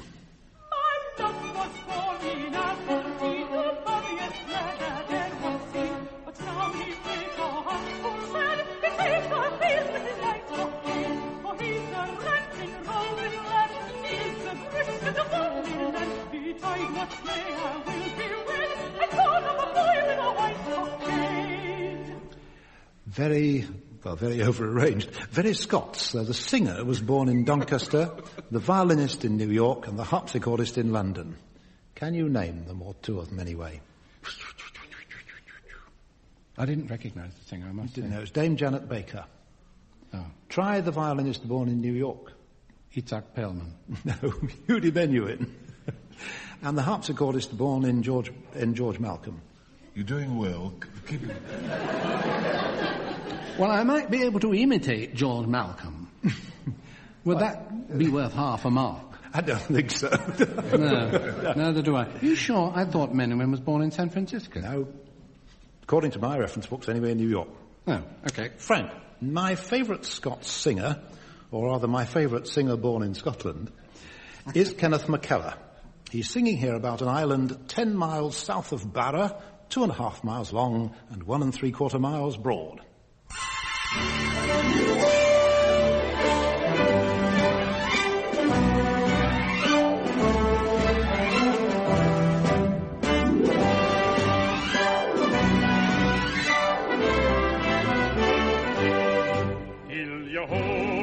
Let her go, boys, bring her head round now all together. Hill-yo-ho, boys, let her go, boys, sailing home, home to Mingulay. Frank, how big is Mingulay? You've done it again, haven't you? Tricky questions. You said. I told you, yes. You said before. Yeah, that's right. Well, you don't need reminding, shall No, you? probably not. Have a guess, go on. It was 2 3/4 by 1.5, or 2.5 by 1 3/4. You got it, 2.5 by 1 3/4. You see, you do know how big Mingulay is. Yes. And it was 10 miles south of something there. Yeah, at least, yes. 10 miles south of Barra. Ian, Moira Anderson for you, okay? When Sandy, Jock and Janet are up and gotten lear, they'll help to guard the boaty row and lift an oar care. The boaty rows, the boaty rows, the boaty rows who will, and Muckle attend the boat, the Marlin and the Nice song. The Marlin and the Creel. As a good Scot, Ian, can you tell us what you do with a marlin spike and what you do with a creel? Yes, I think I could. Good. I don't think a marlin spike is particularly Scottish, but a creel is usually associated with Scotland. It's the place where if you've been lucky, as I have never been lucky, to catch something of a good size, you would put it in your creel to take it home with you. Wicker basket for fish. Yes. Marlin spike? A marlin spike is on a ship to something to do with rope making or splicing. Yes, you put it in between two strands of rope. And separating strands of rope in splicing, yeah. Dennis, according to the record label, 3 men had a hand in writing this next song. Which of them was the singer that we hear? Just a wee Doch and Doris, just a wee one, that's all. Just a wee Doch and Doris, before we gang a war. There's a wee wife be waiting in a wee bus and ben, and if you can say it's a brabrach moonlicht, then you're all right. Didn't hear that. Ian said it was his manager doing the band call. Taking the rehearsal. Yeah. Lovely idea. It wasn't Sir Harry Lauder, and Sir Harry Lauder had shared this fortunate coincidence with Al Jolson that all the songs he gave most prominence to happened to be ones where his name was on the sheet music. Yeah. It was one of the other men, besides Harry Lauder, yes. But I don't know who they were. It was recorded in 1911 by the 3 writers were Harry Lauder, Gerald Grafton and Whit Cunliffe. Oh, Whit Cunliffe. Who was the singer we heard there, 1911. You can rescue your mark by Ian telling us, Ian, what is a Doch and Doris? What do they mean? Well, it means a wee dram. I'm ignorant of the actual Joch and Doris, but it's a wee dram before we gang awa. How Doris got into it. I know what a button ben is. Yeah. Oh, do tell us, yes. A button ben are the 2 rooms of a little crofter's cottage. One is the one where you eat, and the other's where you sleep. I think I'm probably sticking my neck out here, but it probably is the Gaelic. It's Dioch, actually, isn't it? Dioch. I've probably involved myself in a lot of mail from Scotland saying, you didn't ken that. You get somebody somewhere wants to hear from you.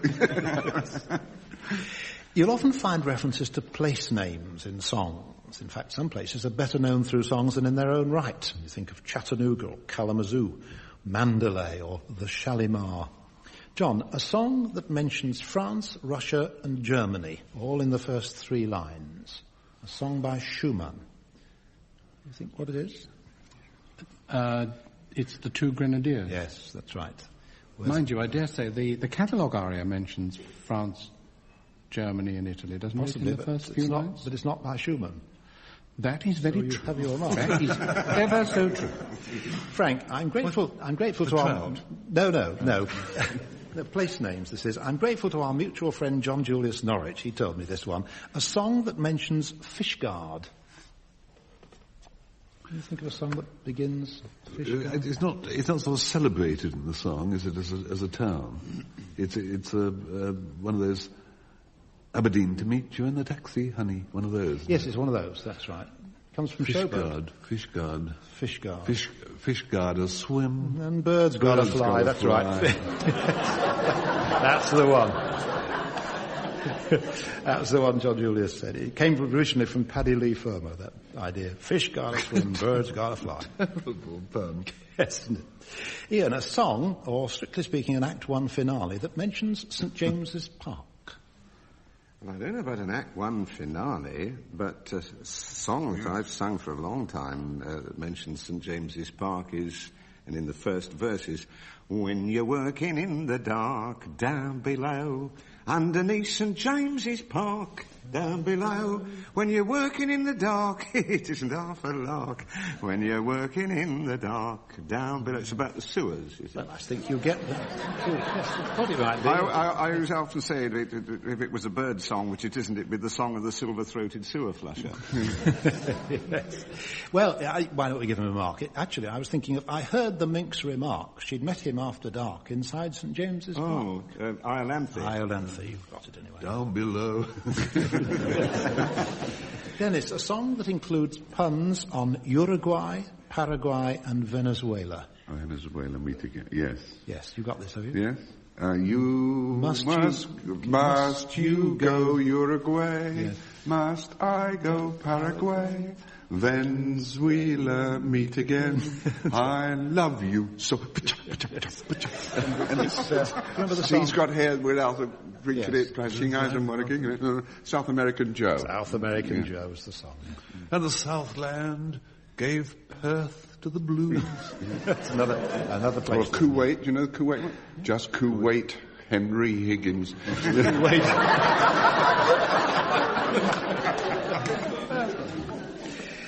Well, we've got people now. Nellie, Maggie, William Taylor, and whoever wrote I Must Go Home Tonight. They're the final songs this week. Non-competitive, of course, as always at this point in the programme. Frank's song, Wait Till the Sun Shines, Nellie. Wait till the sun shines, Nellie, when the clouds go drifting by. We will be happy, Nellie, don't you sigh. Down lover's lane we'll wander, sweethearts, you and I. Wait till the sun shines, Nellie. Bye, bye, bye.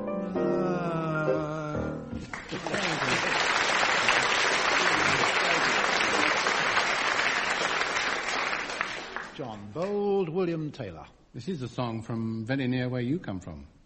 Yes? I'll sing you a song about two lovers, oh, from Lichfield town they came. Oh, the young man's name was William Taylor, the maiden's name was Sarah Gray.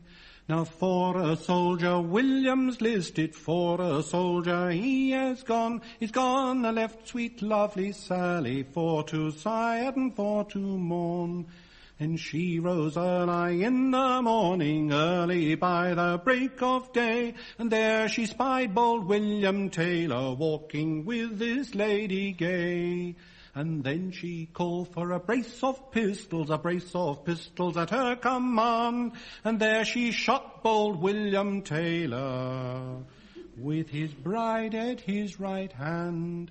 And then the captain was well pleased what she had done, and there he made her a great commander aboard ship over all his men. Thank you.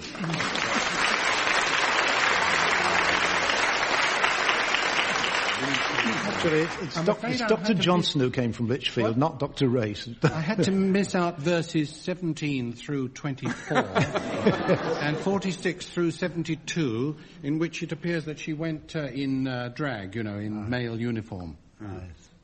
Now, I'm a Lincoln man, not a Lichfield man. Dennis, your song is a good old rollicking chorus song. It's sort of William Taylor's wife's song. Yes, actually. it did indeed. Oh, I must go home tonight. I must go home tonight. I don't care if it's snowing, blowing, I'm going. I only got married this morning. It fills me with delight. I'll stay out as long as you like next week, but I must go home tonight.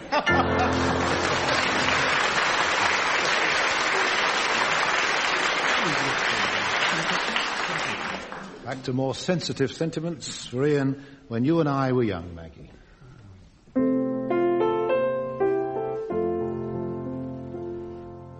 I wandered today to the hill, Maggie, to watch the scene below. The creek and the creaking old mill, Maggie, as we used to long, long ago. The green grove is gone from the hill, Maggie, where first the daisy sprung. The creaking old mill is still, Maggie, since you and I were young. They say I am feeble with age, Maggie. My steps are less sprightly than then. My face is a well-written page, Maggie, but time alone was the pen. They say we are aged and grey, Maggie, sprayed by the white breakers flung. But to me you're as fair as you were, Maggie, when you and I were young.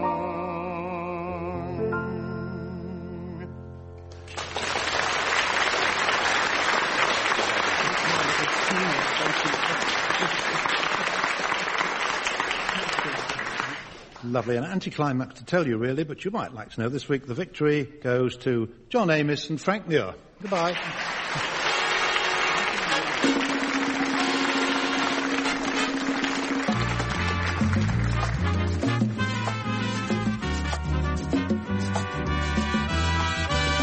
Taking part in My Music were John Amos, Frank Muir, Ian Wallace and Denis Norden. The chairman was Steve Race. The questions were compiled by Steve Race and the programme was produced by Tony Schreier. We present My Music, a musical panel game devised by Edward J. Mason and Tony Schreier. And here to introduce the teams is Steve Race.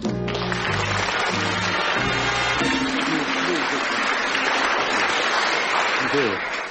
As the old dance band leaders used to say, I'd like you to meet the boys. 4 boys, 1 girl, to be precise, because apart from our scorer, Leonie Lawson, we have John Amos, Frank Muir, Ian Wallace and Denis Norden.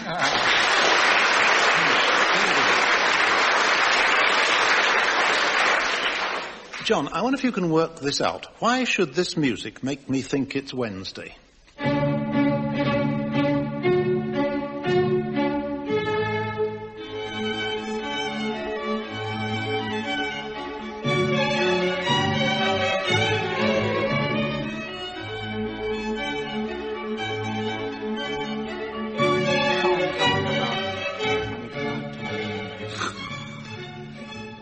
Partly a linguistic thing, this. What's that? Something about... It's nocturnal serenade. Yes, that's right. What's the language of Serenata Notturna? Italiano. Yes. So it's Italian like, nighttime. I keep on thinking it's Thursday, as one hippopotamus said to the other, but it's... No. Frank knows this. Nighttime in Italy. When it's nighttime... In Italy, I don't know, it's Wednesday over here. The audience on it. When it's nighttime in Italy, it's Wednesday over here. You've got... It was in the back of your mind, John. That's fair yes, enough. It was. Yes, your mark for that, yes. Because he asked me whether there was such a song, and I said no. The music we heard was from the Serenata Notturna by Mozart. Frank, another serenade. Why should this music make me think of the road from Bukhara?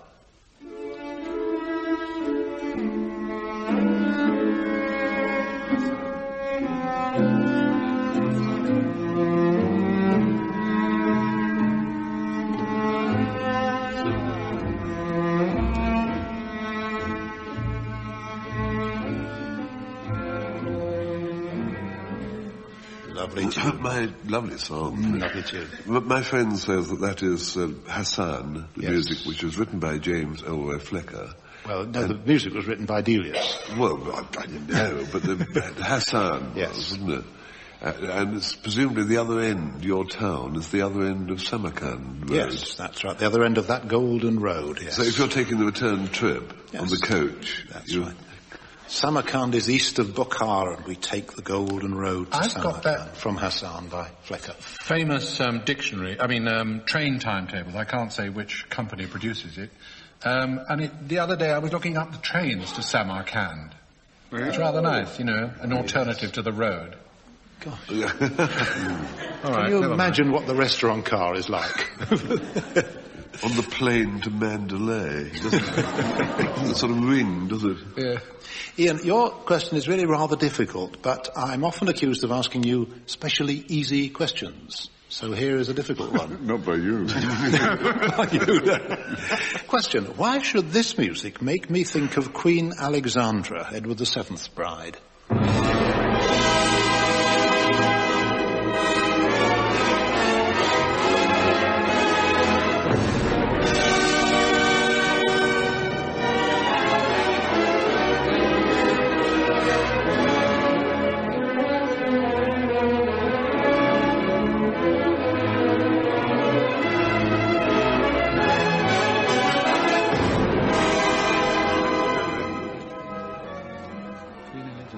Fabulous opening, I think. Well,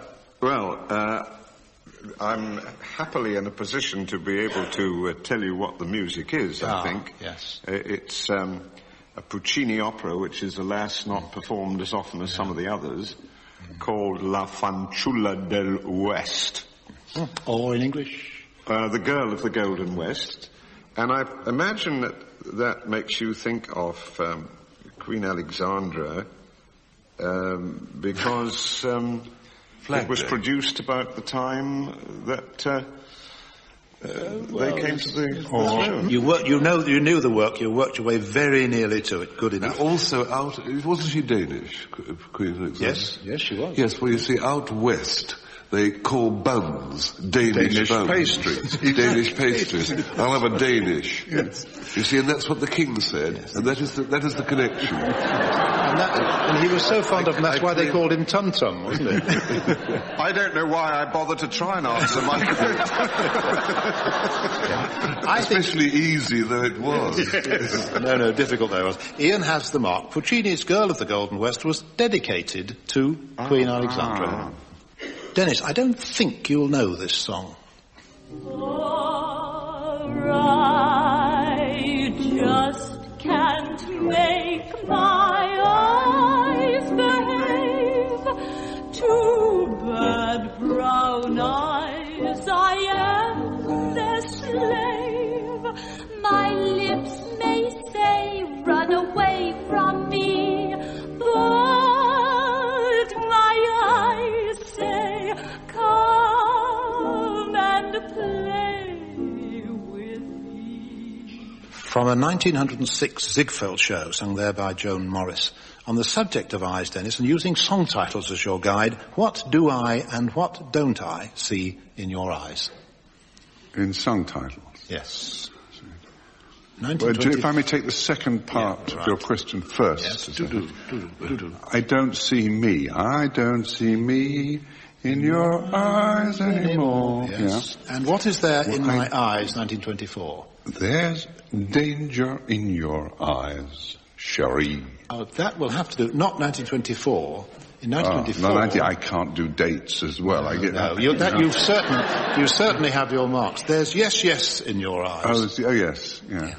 I can't resist telling you there was another great vaudeville star of the early 1900s, Eve Tanguay. Is that the name you know? Girl. She had a hit song called It's All Been Done Before, but Not the Way I Do It. Lovely. Great. We've commented in earlier editions that Carl Maria von Weber could be translated as Charlie Weaver. Just as Monteverdi was really Mr. Greenhill. Monte, Verdi, Hill, Green, Greenhill. Hills and Green. So, right, in the same manner and with some piano music to help you, John, Tell me after I've played, who was Notable Henry?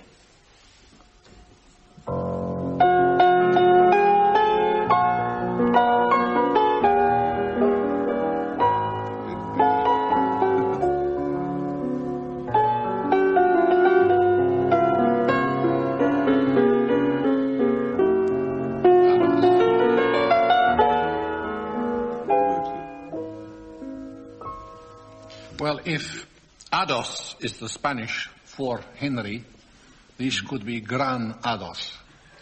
Great Henry. Or Granny Henry. Well, no? But I don't think he is. So Enrico was his name, so Henry. Enrico. And Granados. Granados. In Spanish means notable. Granados means notable. Notable. Granado, actually. Granado. We learn something new every day. Granado. Why are you talking like that? Frank, I'm going to play you some music by Lucky Chris.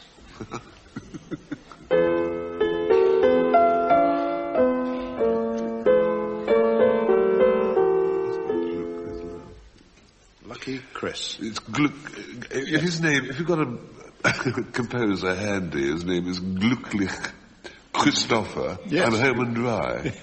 Well, Gluck means lucky. So it's Mr. It's Gluck, is it? Mr. Lucky. Christoph Willibald von Gluck. Ian, Mr. Wolftown. Listen.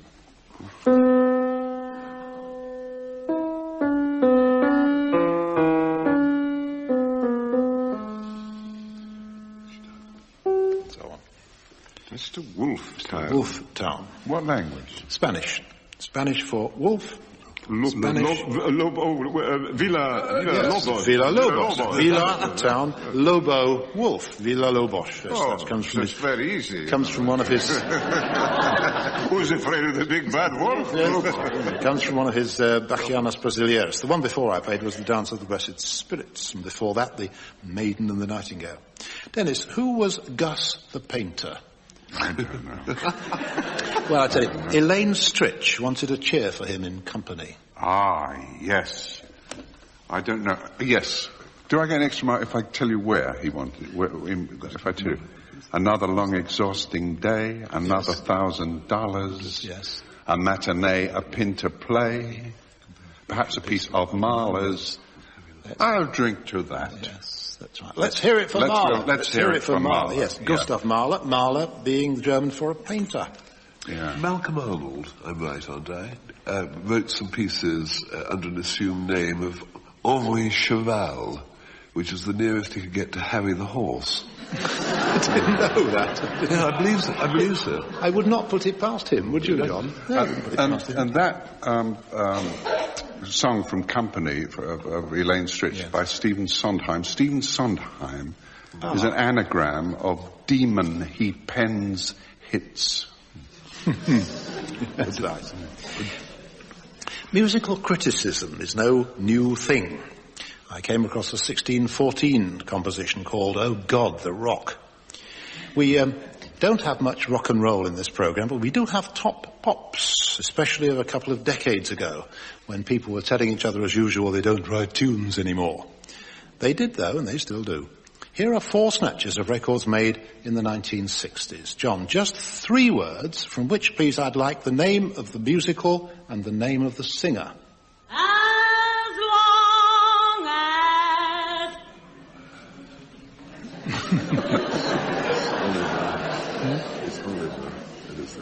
Do you know? You must have seen the show. It's Oliver. Yes, Oliver. And it's As Long as He Needs Me. Yes, As Long as, that's right. And the singer there? Miss Brown. No, not Miss Brown. No, you're guessing, you see. You thought it was Miss Brown. No, this is also sung as a great hit by... Shirley Bassey. Shirley Bassey, yes. Frank. Lovely voice of Shirley Bassey. Frank, for you, the indefinite article and a painter's name. Michelangelo. Now, song and singer. Oh, it's Matt Monro. Yeah. Not Glossy. And it's Portrait of My Love. Yeah, that's right. Michelangelo. Ian, John had 3 words. Here are 3 for you. I remember you.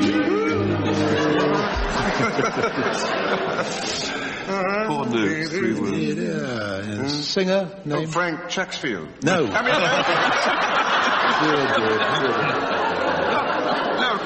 Oh, wait a minute. Frank, I feel. Yes, that's right. Yes. I prefer Frank Chaxfield myself. That's just a personal reaction, actually. Everyone else, Ian, had a 2-part question. So for your other half mark, who wrote the words? And that will wipe the smile off your face.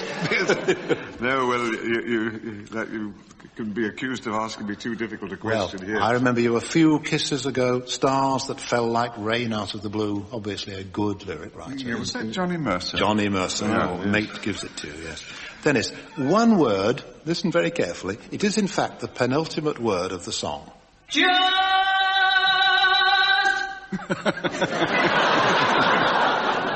William. Well, there's Shirley Bassey. Terry Wogan, who I revere, yes, is being has been lately very, very funny about a Spanish singer called Iglesias, who has a song which sounds exactly like just Jaws. Jaws. Yes, it is yours, but he sings Jaws. Yes, he does. And it really is very funny. But that wasn't Iglesias. No, that was Vera Lynn. That was Vera Lynn, yes, it was. Yes, it was indeed. In a moment or two, we're going to choose a song suitable for a marriage guidance clinic. Meanwhile, just 1 or 2 odd lines from songs. John, where will I find the words, "Don't you know that she's exclusive"? You'll probably find it in your answer sheet. That's right. It's funny. Don't you know? Don't you know? You know the tune. Ian, you must know the tune, I think. Frank, the song. No, I can't remember. Don't you know that it's very early. Who's marvellous? Who's marvellous? Oh, yes. Who's wonderful? Miss Annabelle. Miss Annabelle Lee. Don't you know that she's exclusive? Comes halfway through the chorus. Fair enough, your side has it. Frank, the band had only one more song to play. Oh, you can hear it, can't you? It took a long time to play it, too. Yes, it did. And it's the last waltz big number. Yes, the last. And it was Engelbert Humperdinck with his shirt open. The band had only one more bits song of gold to play. dangling and firm white teeth. And we know the firm. Yes. Has its ups and downs, you know, the firm. Ian, pickled cabbage is all right. I'm sure it is. Pickled cabbage is one of them old pickled cucumber. There's boiled beef and carrots. Boiled beef and carrots. No, it's not. No. Oh, I'm Henry VIII, No. Dennis had it, actually. A little bit of cucumber, he said, and he was right. Yeah. Dennis, not to them, not to those. Not to her, not to him, not to them, no to them. Me, she gave her attention. She gave her attention. Yeah. Not to them, not to them. Not to that. In Berlin. It's like driving me crazy, it sounds. It is rather, Same tune, isn't it? Very, very similar, yes. Identifying the start of a song is easy enough. What's a bit more difficult is carrying on from the middle onwards. So let's try it. John, how does this continue?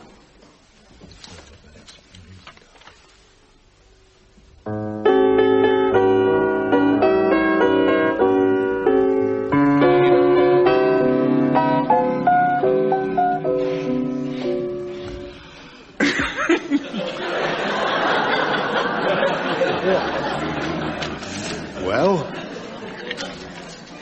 I'm having a wonderful mime show from the opposition here. They're waving their hands about. Quite sure you've sung this to us in years gone by.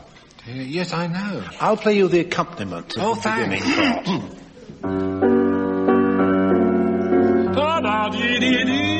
Yes. That's funny, it wouldn't have helped me a bit. Yes.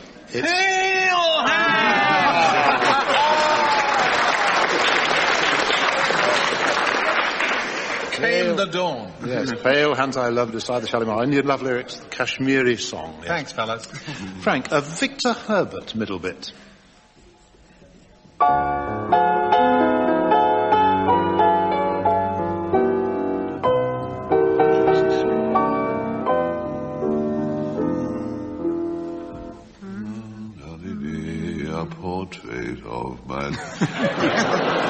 trouble is one tune drives out others. It's my little gypsy dream girl. Ian has sung it. Ian has sung it on occasion. Very nice occasions they were too. Not now. No mark there. Ian, what is it, and how does the refrain go?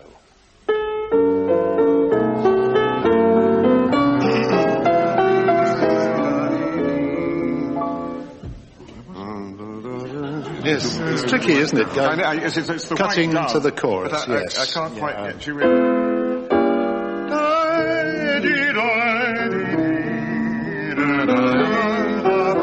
Kingdom of my heart. Carry on, go on. Da, da,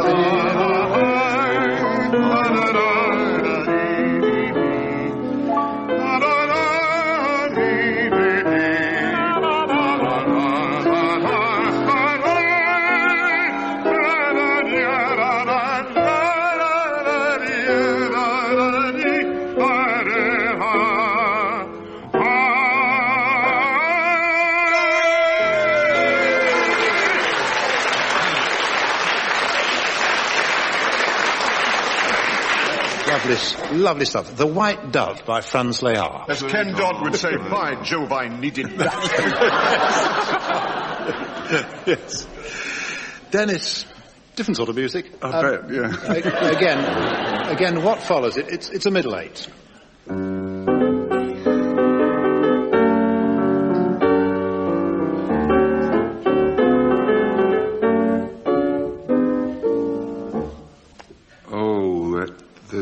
I don't know, 100 tunes came into my head and none of them was right. Two loving arms to embrace me, two sometimes to idolize you each time. Babykins. Face me. Babykins, I wish that I were twins. Yes. I wish that I were twins. Yes, Fats Waller. I've got a record of Fats Waller singing that. You reached it. I wish that I were twins. Yes. Go into a hotel, there's background music. Step into a lift, there's background music. Around the world, banks, offices, aircraft, supermarkets, waiting rooms, everywhere, background music, weaving its anonymous blanket. I've no doubt they now have background music as you sit and wait for your turn at the Marriage Guidance Council, Marriage Guidance Clinic. Question is, what should they play? Or perhaps, what would it be a good idea for them not to play? Any ideas? John. When I went there, they were playing some ballads. After they'd finished Parted, yes, we had Goodbye. Followed by Hymn, Oh Love That Will Not Let Me Go. Yes, well started. Yeah. Frank, Marriage Guidance Clinic. No, Nanette. Nanette, no. No. Ian. If there'd been a certain amount of aggro between the couple, they might be playing I'm One of the Ruins That Cromwell Knocked About a Bit.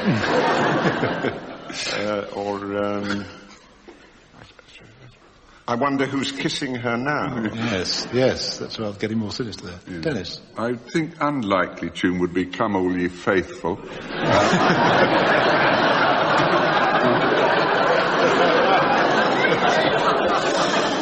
I think much more likely would be Strangers in the Night.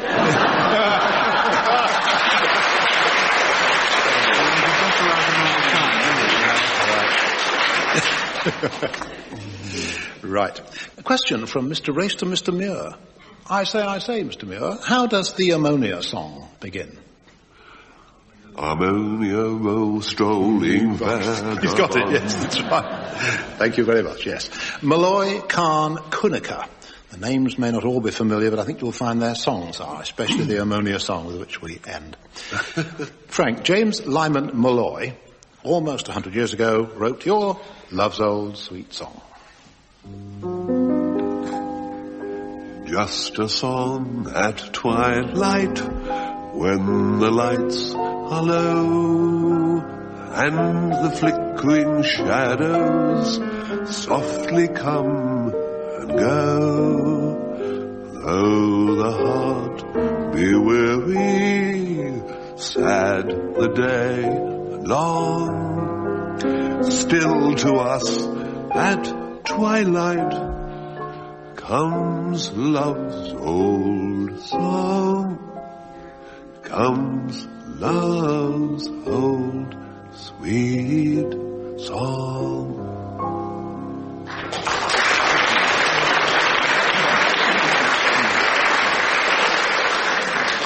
That's the way to do it. Oh, it's too much for him. It's overcome. John, call the cows, will you? Call the cows. I love this song, but I do apologise to Ian and any other Scots people because I don't really know how to pronounce it. So it's a Sassenach version. Ca the yows to the nows, ca them where the heather grows, call them where the bonny rose, my bonny dearie. They hark the mavis evening sang, sound and cloud and woods among, then a folding letters gang, my bonny dearie. Ca the yows to the nows, ca them where the heather grows, ca them where the bonny rose, my bonny dearie.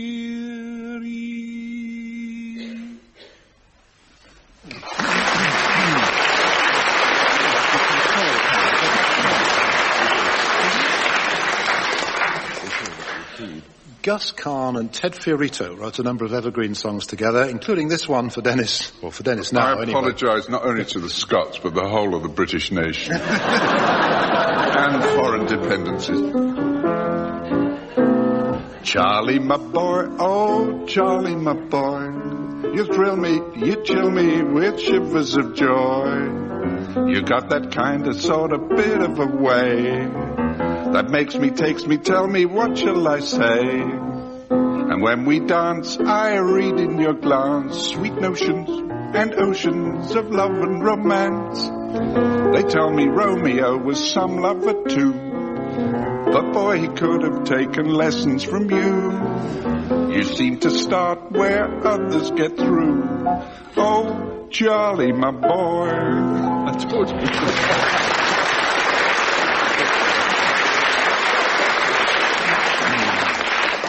I also apologise to everybody called Charlie. Yes. And so to the last song in this series of My Music. It's from our own strolling vagabond, Ian Wallace, who sings, appropriately enough, Good Night.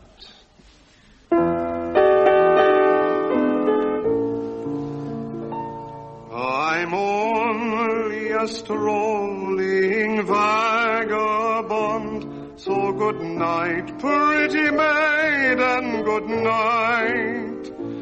I'm bound for the hills and the valleys beyond, so good night, pretty maiden, good night. I follow fortune that beckons me on, I catch at her skirt and the lady is gone, but that's just my luck, it's all right. I'm only a strolling vagabond, so good night, pretty maiden, good night. Good night, good night, good night, pretty maiden. Good night.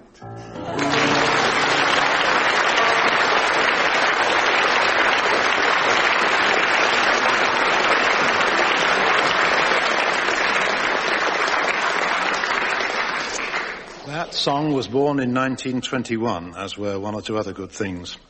No time to list them in detail. Merely to tell you that victory in this closing edition of My Music goes to Ian Wallace and Denis Norden. Goodbye.